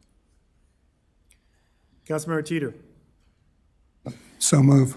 Councilmember Kim. Second. Okay, any discussion? All right. Will the clerk read the title and take a roll call vote? Minutes of the May 4th, 2026 regular meeting. A sponsorship request for Halua Kalama. A sponsorship request for Kids First Healthcare. A sponsorship request for the Cultural Council. Ordinance 2768, an ordinance amending the 2026 budget of the City of Commerce City, Colorado by the recognition of grant funding from the Department of Local Affairs in the amount of $17,750 for Commerce City Police Department recruitment and retention project and the authorization of the expenditure thereof. A proclamation declaring June 2026 as Pride Month in Commerce City, Colorado. Ordinance PUDA 25-0003, an ordinance approving the Hogan Property PUD Zone Document Amendment Number 2 to consolidate planning areas B through D, modify the allowable uses, establish development standards, and expand the boundary of the PUD for the properties located at 10230 Chambers Road and 15955 East 101st Way, consisting of 16.82 acres.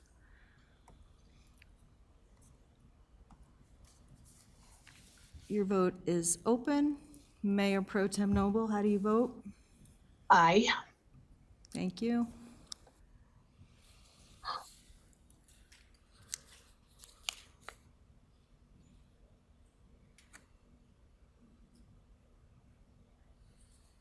Okay, that passes 7 with 2 excused absences. All right, Mayor Pro Tem, you're up first with the resolution. All right, thank you. Okay, thank you very much. This is about appointment of members to designated boards and commissions of Commerce City. It was brought to my attention by a candidate that the candidate had been inadvertently omitted from an invitation to interview with the Boards and Commissions Committee that met a couple of weeks ago. This candidate had his materials in by the deadline.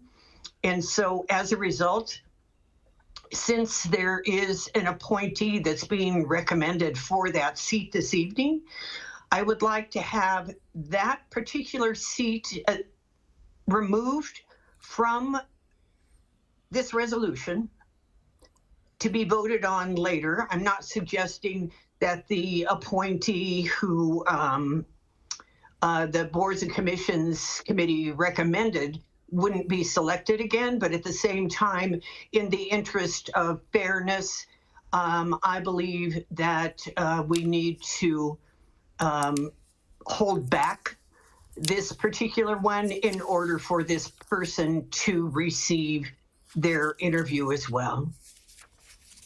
And this would be for the Planning Commission.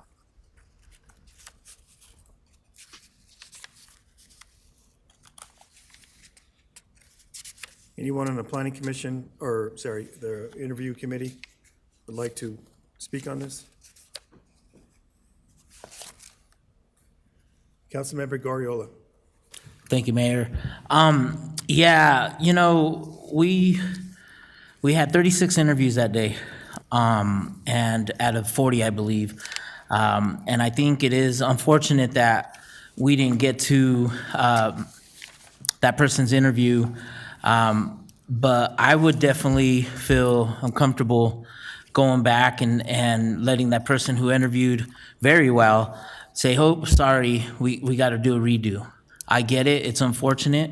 I totally understand that. I talked to staff, or I talked to Jason about it.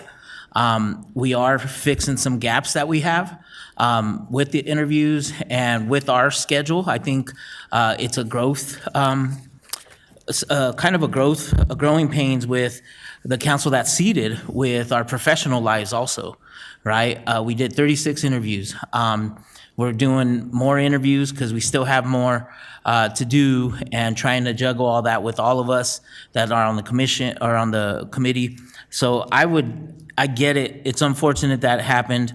I would just push it through this time, and then I think they're going to see the improvement of what boards and commissions, what the staff is doing what is doing with the recommendations that we have. So I just would be, what do we tell the person who interviewed very well? Very well. I would say, sorry, we have to do a redo. So I wouldn't support it. I would like to push all the members that we have. There's another opportunity. There is. There's another position. There is. And so I think that individual could get that interview just like the other ones. I don't see a place to raise my hand, sorry, Mayor. But I just wanted to say that there was only one regular role open, and the person was applying for the one regular role.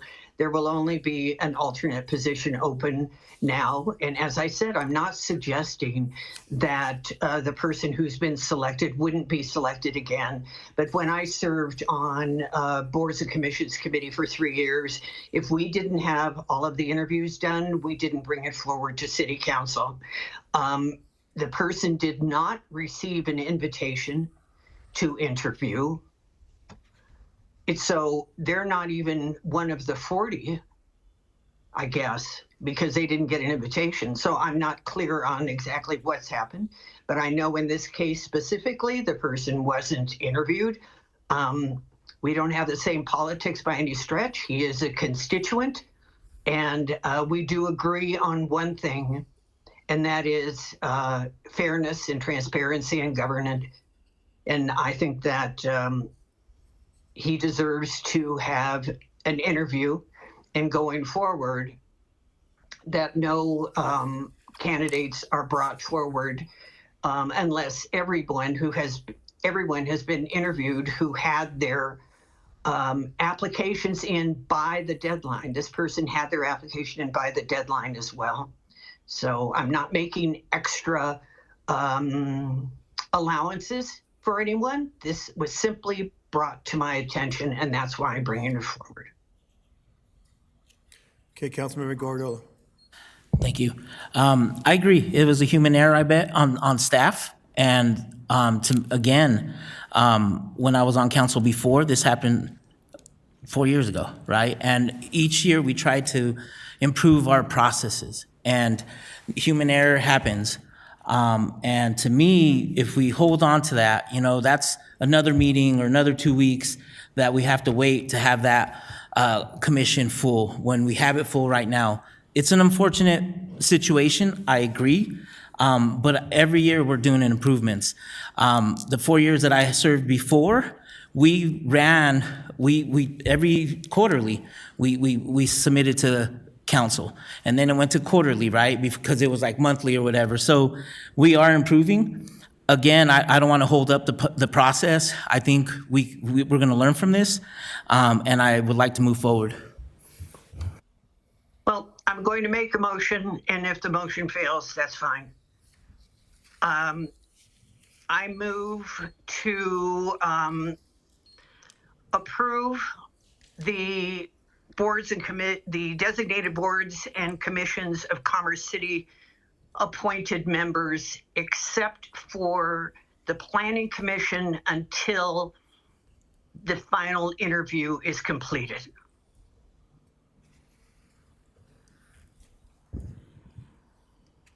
Councilmember Sandoval. Are you a second? No, Okay, I have a we're looking for a question. second. Okay, I'll second that. Okay, you may proceed. sorry about that. We have ongoing interviews every quarter, and then we have one coming up on the 26th, which is this month. And so those don't necessarily preclude individuals from being able to be included in that process, right? Okay. Thank you. the same seat won't be open. This is filling a regular seat. That was a designation, was the regular seat. Councilmember Kim. Mayor Pro Tem, can you mention who the individual was? Who didn't get interviewed? Yes. I don't know that I have his permission. I don't know if I'm comfortable doing that. So then don't how will have it. staff I know don't that have a they, how would staff know that they actually received it or not? Does staff know who you're referring to? No, this is already, I have already done this. I've already done this Okay.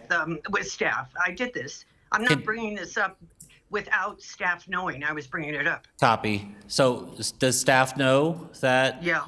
And Yeah. does staff know the fact that he did in fact turn it in on time? Yes. And does staff know, I guess, what the issue was, what happened? It just oversight? Assistant City Manager. I can't reply to that, but I do think No, that it I'm was just asking, simple. I'm asking Mayor Pro Mr. Tem- Gibson right sorry. now. Mayor Pro Tem, hang on 1 second. Yeah, that's right. Thank you. Sorry. That's okay. Thank you, Councilmember Kim, for the question. Yeah, it's part oversight and part just filling up, right? Councilmember Guardiola hit it on the head. When we started, in 2017, 2018, we had 8 applicants per quarter. The process that we have now is probably not going to sustain the program if we're getting 20, 30, 40 applicants a quarter. So I'm really excited for the clerk's office and the committee to work on how does that process evolve over time to make sure that we're more responsive to the number of applicants that we're receiving. But yeah, the applicant has been reached out to as of Friday afternoon, once we nailed down a date with the committee.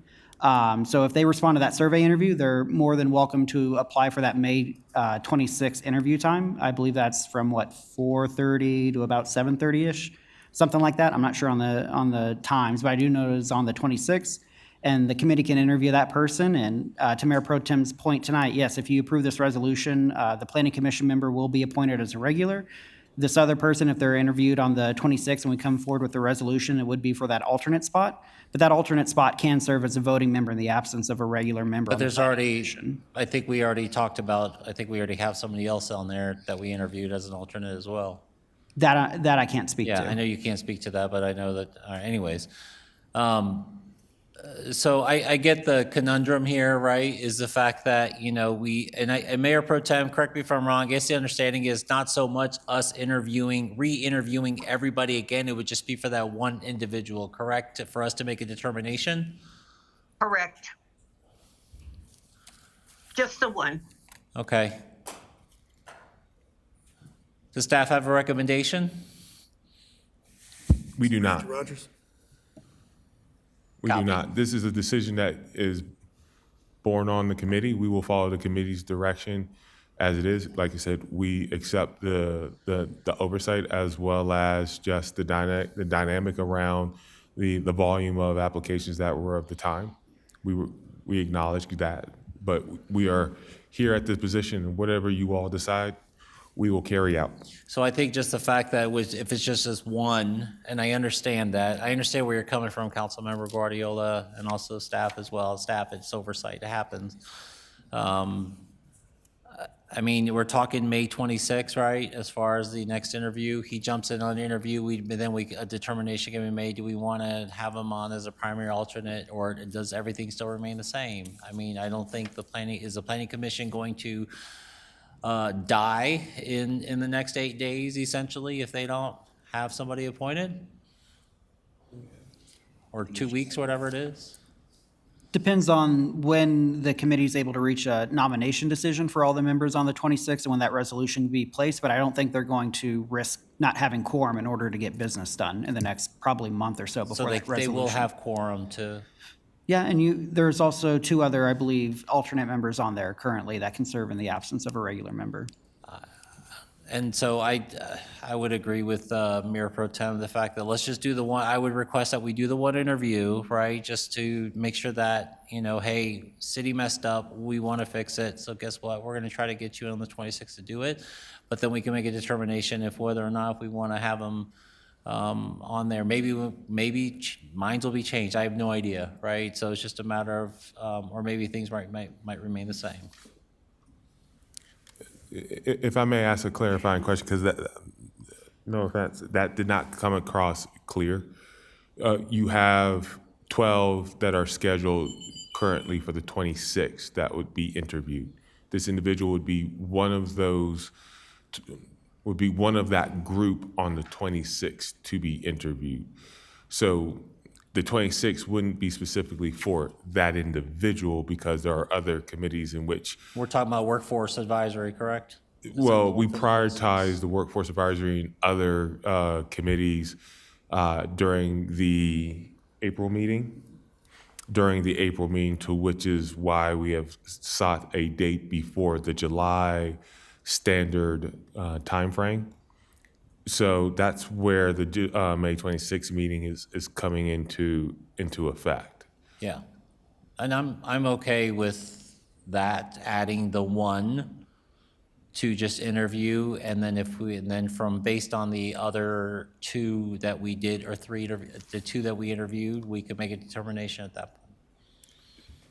So just another point of clarification, he's already being added to the 26th. The question is whether or not, for us to understand how to go back and communicate with who has been identified in the resolution tonight, is whether or not you are going to hold the planning commission position until that interview has been conducted and a determination has been made. Then we just hold. Yeah, that's my motion. Holding.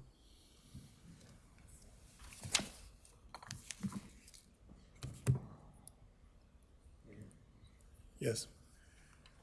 Councilmember Dukes?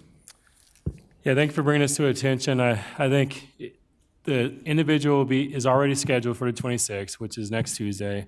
Sounds like we could interview the individual, and we'll hold the regular position for the planning commission if we interview, and then make a decision right after that. So I'm okay with that. Just a point of clarification, Councilmember Dukes, the applicant has been invited to pick a survey or an interview time.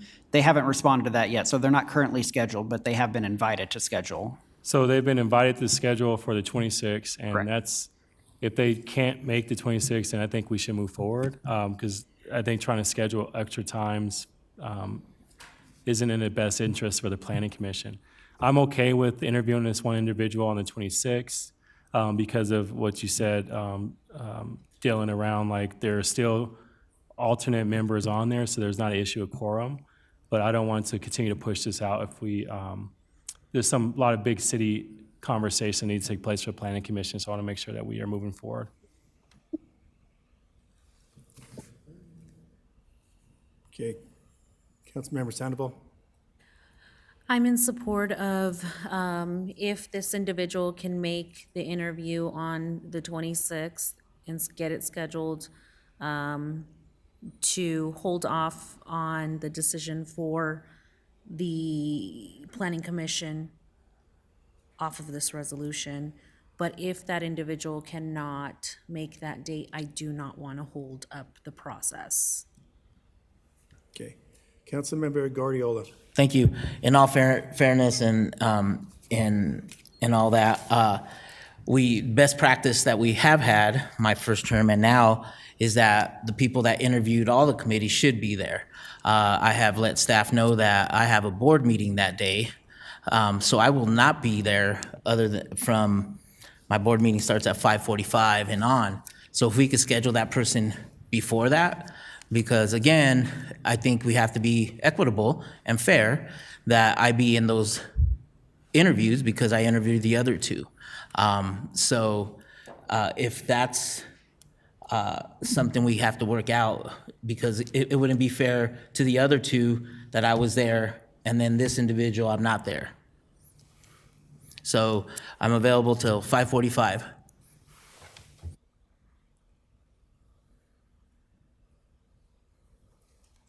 Okay, so the motion to approve the resolution 2026-019 with the exception of the approval of Mr. Tyrell Nelson on the planning commission until final interviews have been completed for that position.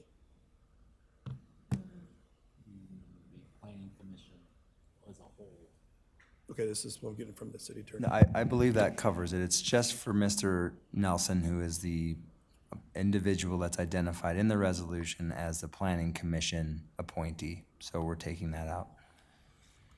If council would like to specify that it needs to be at a date certain, then I think you need to amend the motion that was made by the mayor pro tem. Councilmember Sandoval? I would like to ask Mayor Pro Tem Noble if she would amend the motion that she made to add to a specific date, so that way we don't hold up the process, especially because we do have council members that have careers outside of this process. Can you pick a date then? The 26th. All right, that's fine. Okay.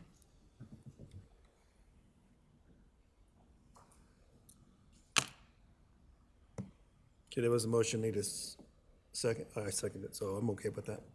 Okay. So it's by the 26th, correct? Okay. All right, repeat the motion to approve resolution 2026-019 with the exception of the approval of Mr. Tyrell Nelson on the planning commission until final interviews have been completed for that position on May 26th, correct? Okay.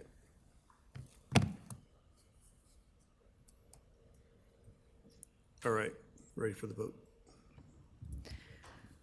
Resolution 2026-019, a resolution appointing members to designated boards and commissions of Commerce City. As amended, your vote is open. Mayor Pro Tem Noble, how do you vote? Aye. Thank you.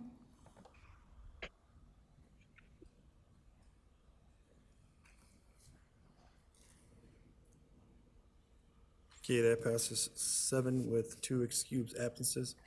Before we move on, I need to ask to make a motion to extend the meeting to 11 o'clock.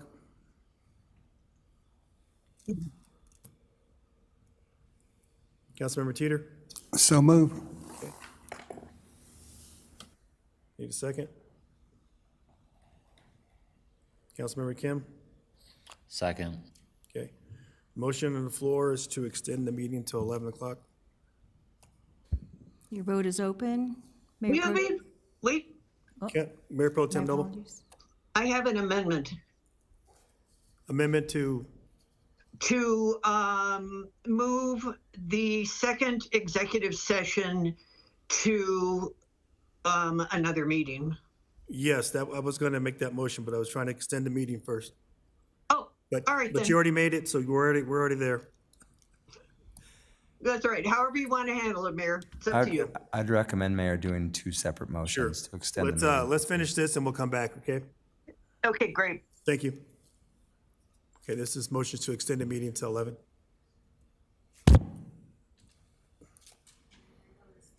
Your vote is open. Mayor Pro Tem Noble, how do you vote? Aye. Thank you.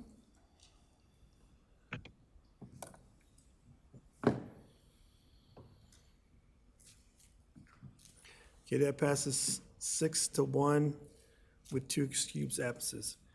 All right, I need to make a motion to continue the executive session EXS 26-014 for a future regular meeting. Councilmember Sandoval, Second. any discussion?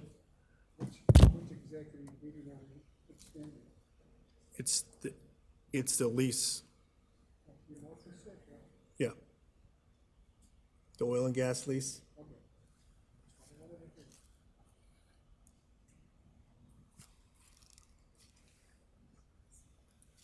Great. I'm sorry, I didn't get the second. Who seconded that? Councilmember Sandoval. Okay, thank you. And your vote is open. Mayor- Councilmember Guardiola, did you have a question? Yes. Do we have a date with staff that that one would come on? City Manager Rogers? One moment, Mayor. Thank you.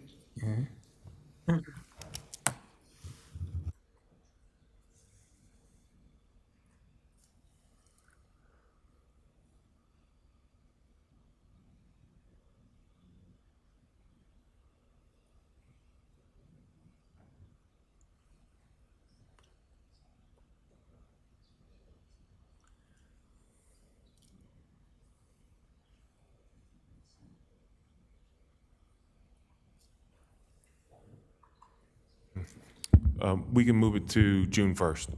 June 1st, okay. All right. I'm going to add on that meeting to June 1st. What was that? Sorry. It's June 1st, we'll, June 1st?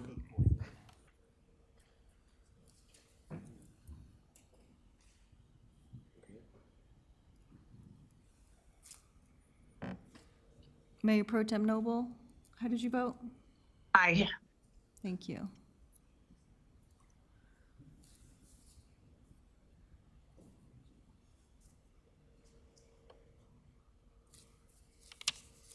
okay, that passes 7 with 2 excused absences. All right, on to the next one. I pulled that one, Resolution 2026-060. Resolution authorizing award of construction contract for asphalt maintenance and overlay project to the Brandon Sand and Gravel Company. The reason why I'm bringing this up, I know the city is moving forward with the asphalt maintenance work on certain streets. My question is, on the list plan of sequence for mill and overlay, are we going back to when we last had the updates on streets that need to be redone based on the measurements of mills and overlays that need to be done? There are certain streets that still have old chip seal in them that are broken up. Are they part of this as well, or is that something we can add on? That is certainly a good question. So the list of mill and overlay streets that was included in your packet was based on an assessment of pavement condition index.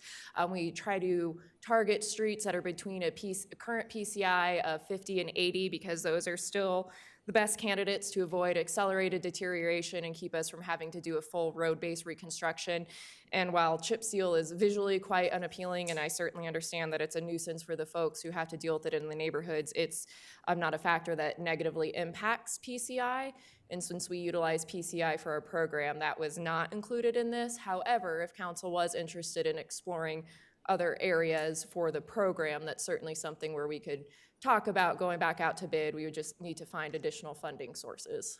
Okay, because some of these areas that have, it's not just it's the chip seal itself, it's the fact that the chip seal has been removed, and then you see the road base down below on certain areas within the street.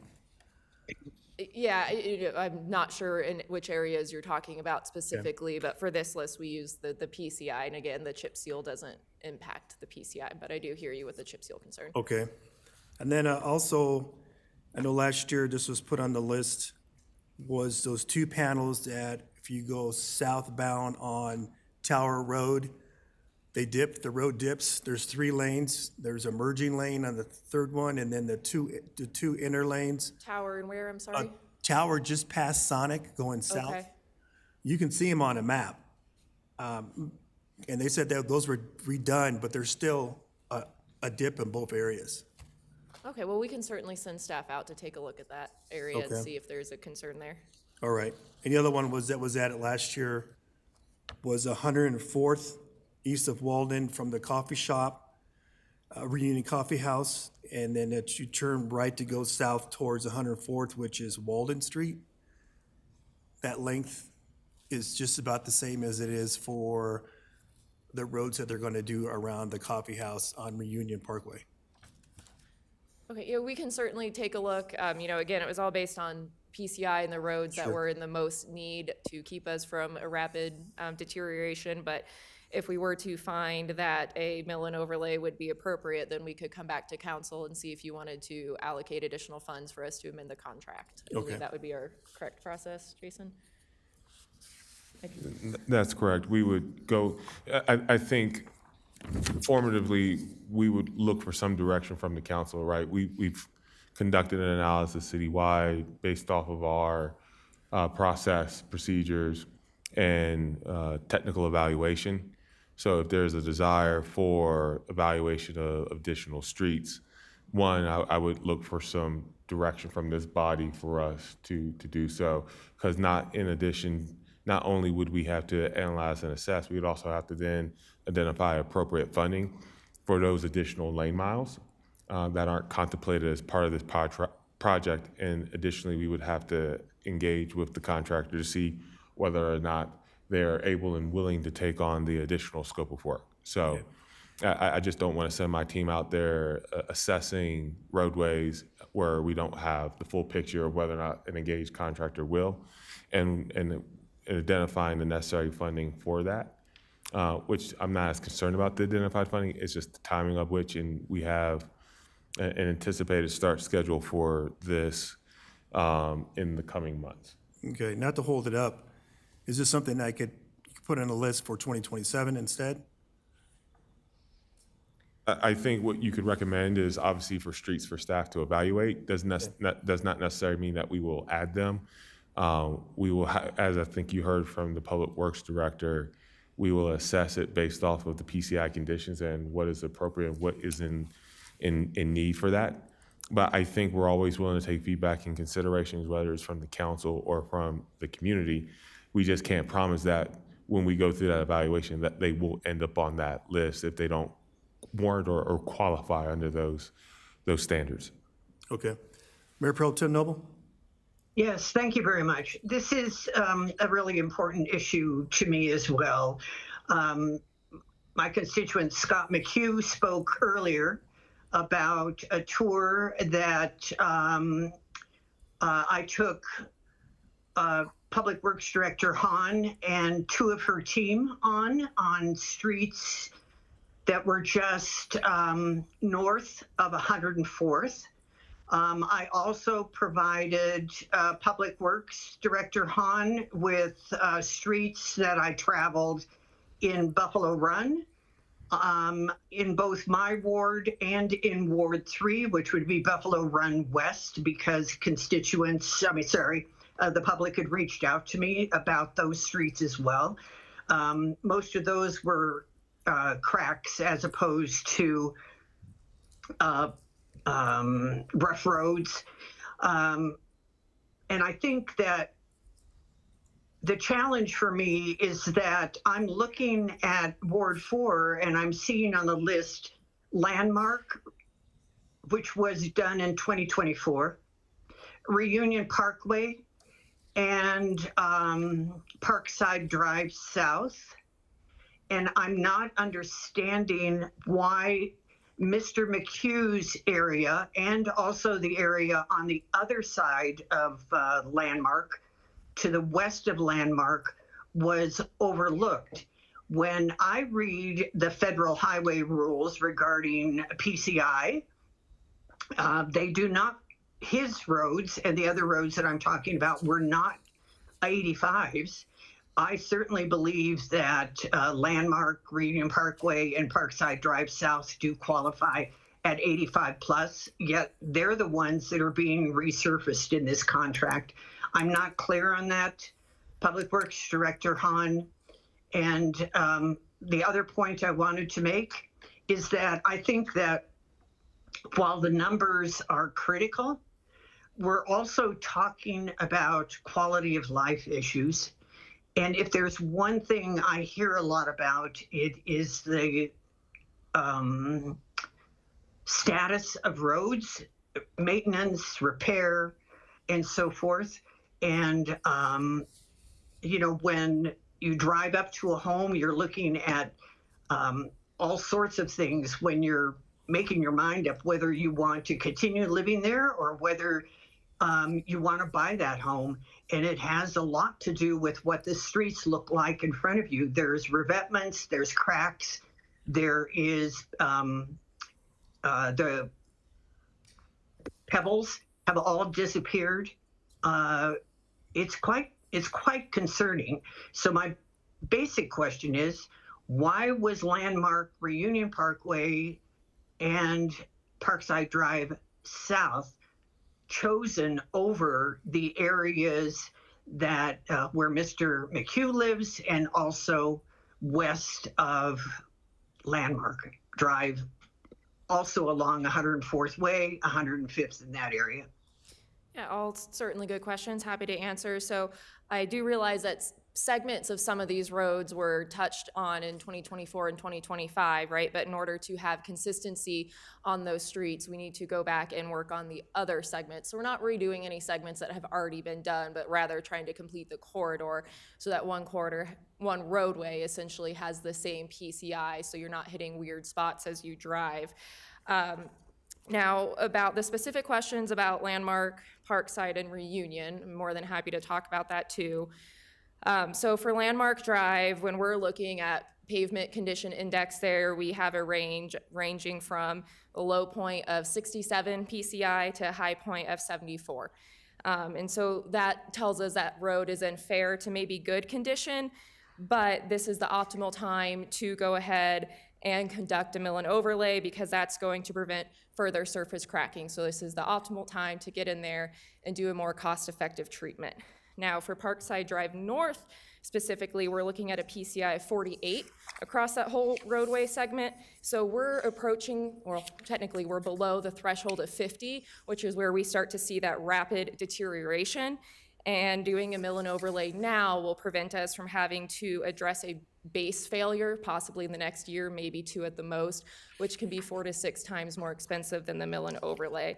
Parkside Drive South is looking a little better, ranging from 65 to 79 as a high point. So good overall, right? But overlay now will maintain that consistency and help preserve future decline or prevent future decline, excuse me. For Reunion Drive, our PCI range is 49 as a low, and the high point here is 68. So again, looking at that poor to good. And so just reiterating that those PCI segments are at the critical point for resurfacing. They'd be very beneficial for a mill and overlay project. And then for Reunion Parkway, our ranges from 61 as a low point to 65. So again, just looking to take care of that surface de-stress before it starts to impact road base and shortens the road life. Okay, if I can just interrupt for a minute. The PCI for Mr. McHugh's street, according to Public Works, is 85. And I would like to invite the other 5 council members who live in Ward 4 to drive that area themselves to see, for comparison, if it is 40 points, 35 points, 30 points better than the other streets that are being mentioned. Clearly, we're going to have a difference of opinion here on this. Mayor Pro Tem? Mayor Pro Tem? I will hope to add it. Mayor Pro Tem, I'm going to have you, in front of me. I want to put you back on the list. Thank you. Councilmember Dukes. Thank you, Mayor. This is a robust discussion, and I appreciate it. Roads are a priority. However, these are conversations that should have been taking place before tonight, as we can talk about some of the road issues which we have as a part of our priority. I want to make a motion to approve Resolution 2026-060 as first reading. Councilmember Guardiola. I'll second that motion. Okay. Discussion. Mayor Pro Tem, did you have one more thing to say? Yes. Actually, in the past, we have had presentations and discussions on this. We have not had that in recent years. So I think it would be good to have this back on the schedule again. The disappointment that people feel when they don't understand is really important here. We are talking about quality of life issues, and that's what's as important to what we work on a regular basis. So somehow that has to be factored in. But again, as I say, there is just a singular difference of opinion in the quality, and I invite all of you to drive the area that I'm talking about, just north of 104th. Okay, thank you. Thank you. Thank you. And I understand this was brought before this came about tonight, correct? Yes. September 3rd of 2025 is when we took the drive through the area on every street. Okay, thank you. All right, We'll go ahead and call for the vote. Resolution 2026-060, a resolution authorizing the award of a construction contract for the asphalt mill and overlay project to Brannan Sand and Gravel Company LLC. Your vote is open. Mayor Pro Tem Noble, how do you vote? Aye. Thank you.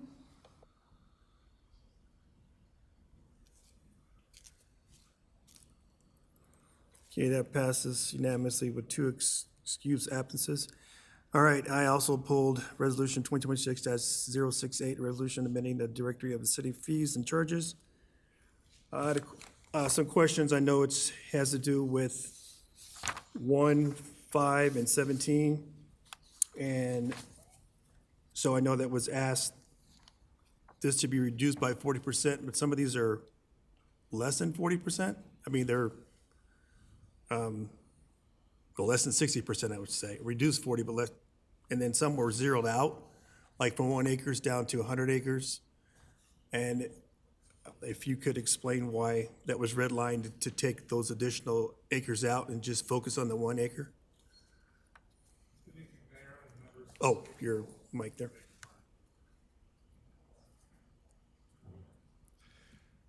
Good evening, Mayor and members of City Council.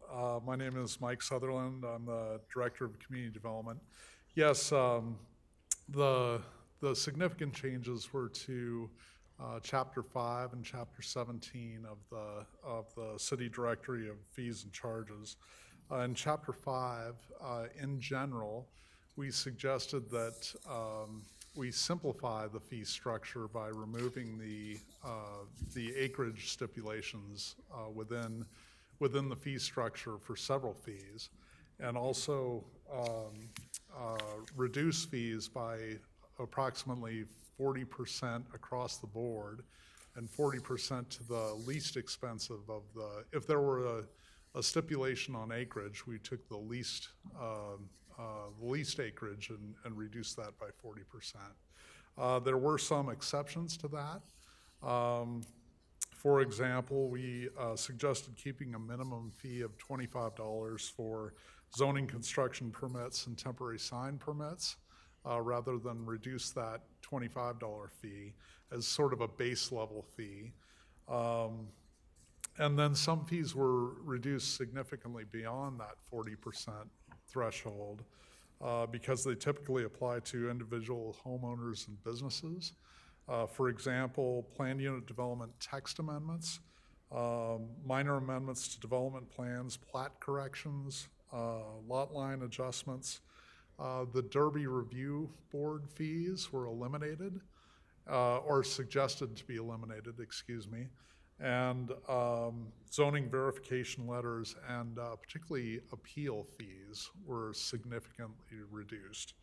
There are other types of fees that were maintained at the highest rate or suggested to be maintained at the highest rate, such as oil and gas exploration fees. So there are a few exceptions to that 40% rule, but generally trying to reduce the fees by about 40%. Okay. Now, do these fees only apply to commercial and retail development, or do they also apply to residential development? Yes, they apply to all types of development, commercial and residential. Okay. Now, I want to ask also, with the fees associated with home inspections, beyond the initial permit fees, those homeowners have asked about the inspections. Are there charges on that when they have to go out and re-inspect the home to an initial with electrical and plumbing and all that? So we hadn't suggested any changes to the building permit fees or the inspection fees, but did add fees for additional plan reviews. Okay.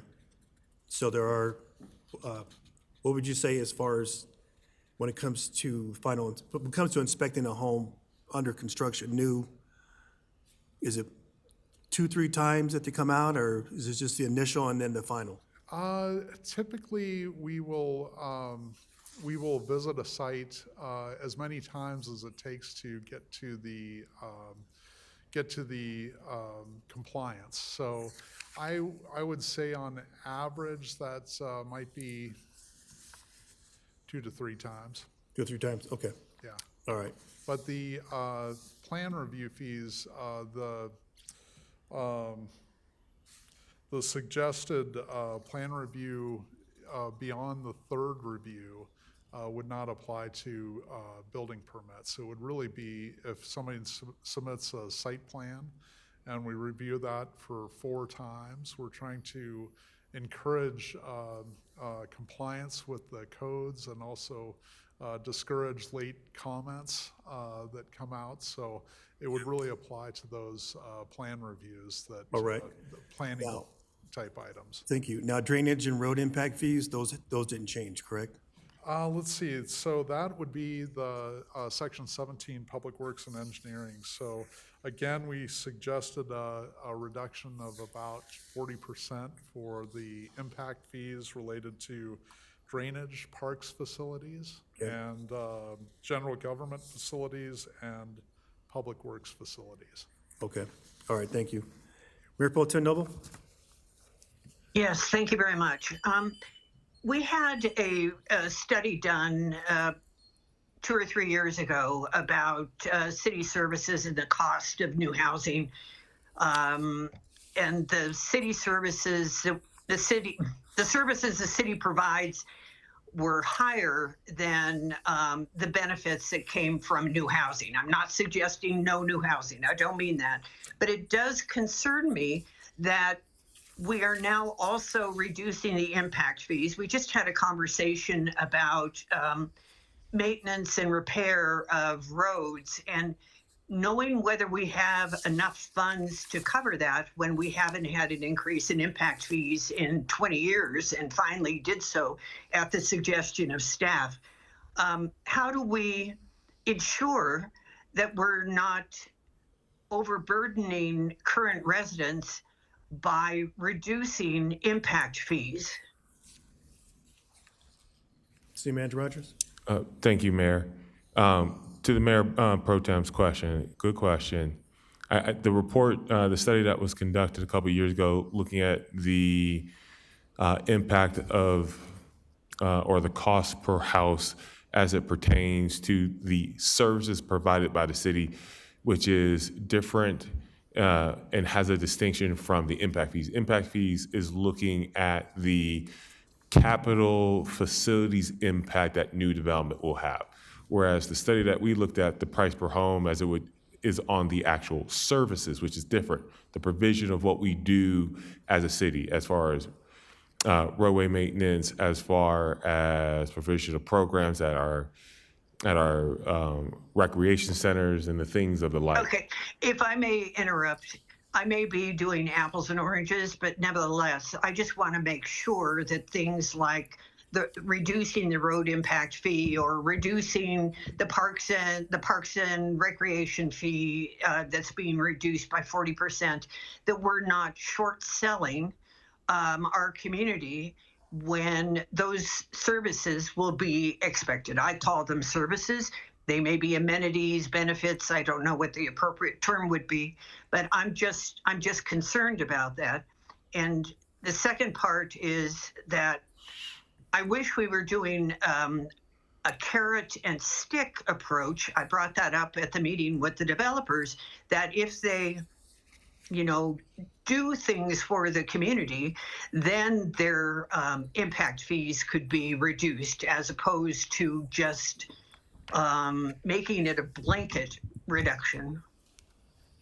So with a blanket reduction, any and all have to be treated fair and equitably under the law and under our impact authority. So a distinction with respect to how we would apply the fee across one sector or across multiple sectors is always one that we are considerate of, and how we have to apply if we're not attempting to adopt a maximally supportable fee as identified by a study.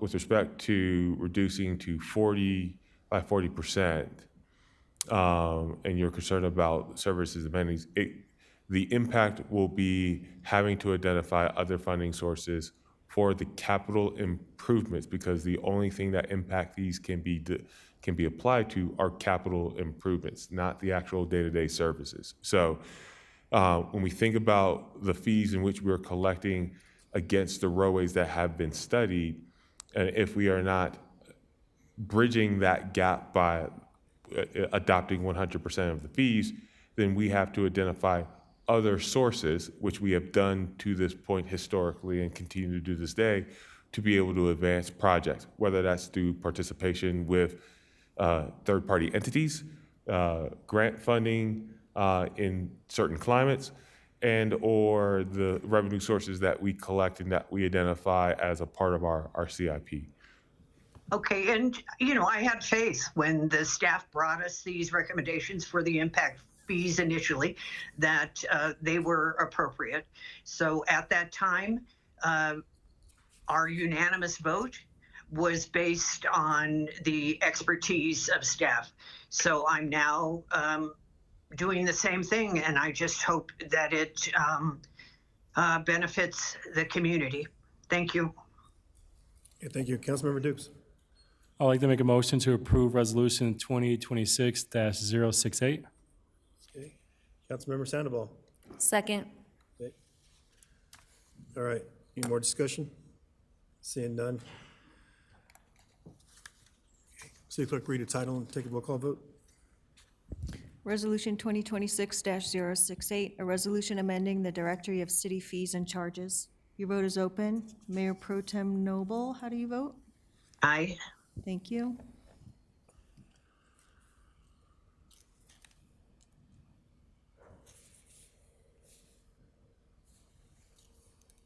Okay, that passed unanimous with 2 excused absences. All right, on to resolutions.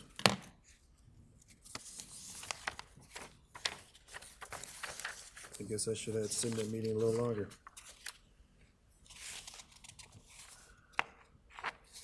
Okay, resolution 2026-004, eminent domain to acquire property necessary for the Chambers Road widening project. And before I move on, can I have a motion to extend the meeting for, 11:15?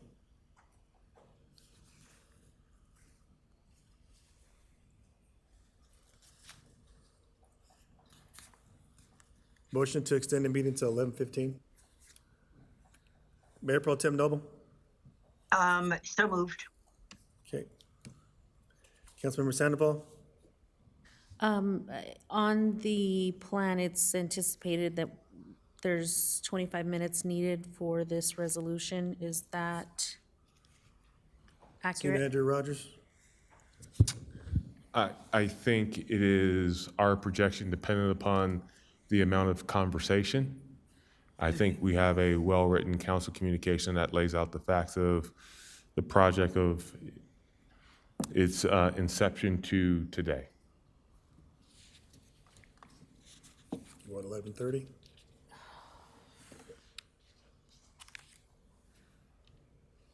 Okay. All right, the motion on the floor is to extend the meeting until 11:15. Ready. Who was the second for that motion?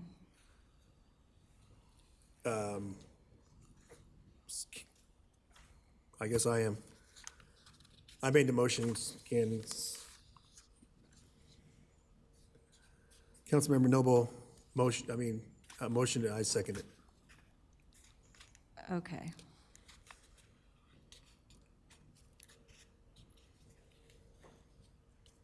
Your vote is open. Mayor Pro Tem Noble, how do you vote? Aye.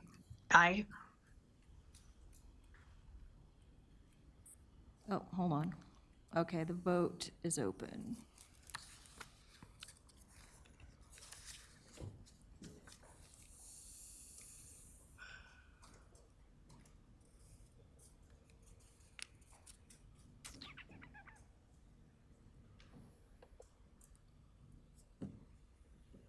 Okay, that fails 3-4. All right. We'll proceed with Resolution 2026-004, intimate domain to acquire property necessary for Chambers Road widening project. Invite Jenna Han, Public Works Director, to introduce this item.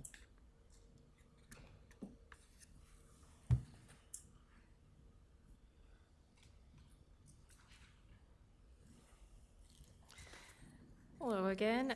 So the resolution before you all is simply a request to allow the city to potentially exercise its powers of eminent domain if necessary to acquire right-of-way that is needed for the Chambers Road widening project.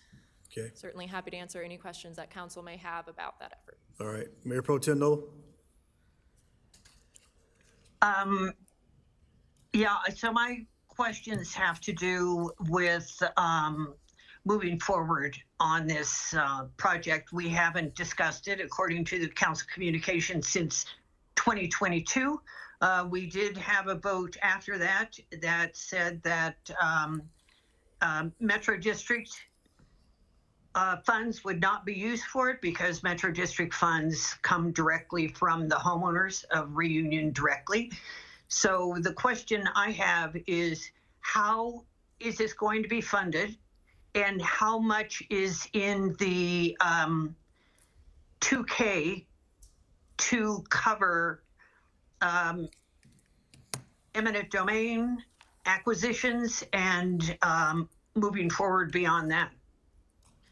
Yeah, certainly good question. So for the for phase one, which is the phase of the project that we are focusing on right now, 112th Avenue to 116th Avenue, between our congressionally directed spending and the funds available to us in 2K, we have sufficient funding to fully cover phase one, and that does not deplete the 2K account, although I do not know the full 2K account balance off the top of my head. I'm sorry, that I was asking how much money? And are you saying that you can widen from 112th to 116th now? I'm saying that for phase one, for Chambers Road, 112th Avenue to 116th Avenue, that phase we do have funding fully accounted for, yes. And then as far as the account balance for 2K, I am not sure. That's not a Public Works account, so I don't have that off the top of my head.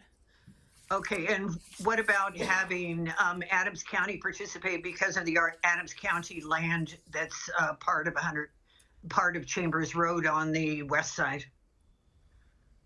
We do not have a funding agreement with Adams County at this time, nor are there discussions happening with them for phase one. Okay, I would invite conversations to occur since they are the west side of Chambers Road. As we know, 96 is being widened without the involvement of Frontera Village, Buffalo Highlands, 27J, Reunion South Lawn, East Point, Second Creek Farm, and Settler Crossing. None of those are contributing. It is all funds made up from other sources. So that would be very important to me going forward. And I do want to ask about the 2 stoplights. In April, I got an email that said that the stoplights would be installed in June or July, that they had gone for bid in April. And then subsequently, I saw other information that said that the bids weren't going to be there wasn't going to be a request for bids until June. Could you clarify which is which? Yes, absolutely. So I think at the time you received the email, the hope was to go to bid in April. But right now we are still going through the city's procurement process. Our procurement office has approved the bid package and it is now with our city attorney's office for review. That is in their work queue. So as soon as that has finished, we will be able to go to bid, which we're anticipating mid-June. And when do you see those being erected? Those stoplights? Procurement, once we go to bid, it will probably be 3 months before we have mobilization, but it depends on how many bidders, if we have to conduct interviews, what the schedule is from the parent low bidder, et cetera. So please know that is an estimate based on no bids that I have at this time. Okay, thank you. Yes, ma'am. Okay, Councilmember Kim. Thank you. I'd like to make a motion to approve Resolution 2026-004, authorizing the city manager to negotiate, purchase, and exercise the city's powers of eminent domain to acquire certain real property interests necessary for the Chambers Road Widening Capital Improvement Program project from 105th to 116th Avenue in the event the city is unable to reach an agreeable terms with the property owners. Councilmember Teeter. Second the motion. Okay. Any discussion? All right, call for the vote. Resolution 2026-004, a resolution authorizing negotiations, purchase, and the exercise of the city's powers of eminent domain to acquire certain real property interests necessary for the Chambers Road widening project as amended. Your vote is open. Mayor Pro Tem Noble, how do you vote? Aye. Thank you.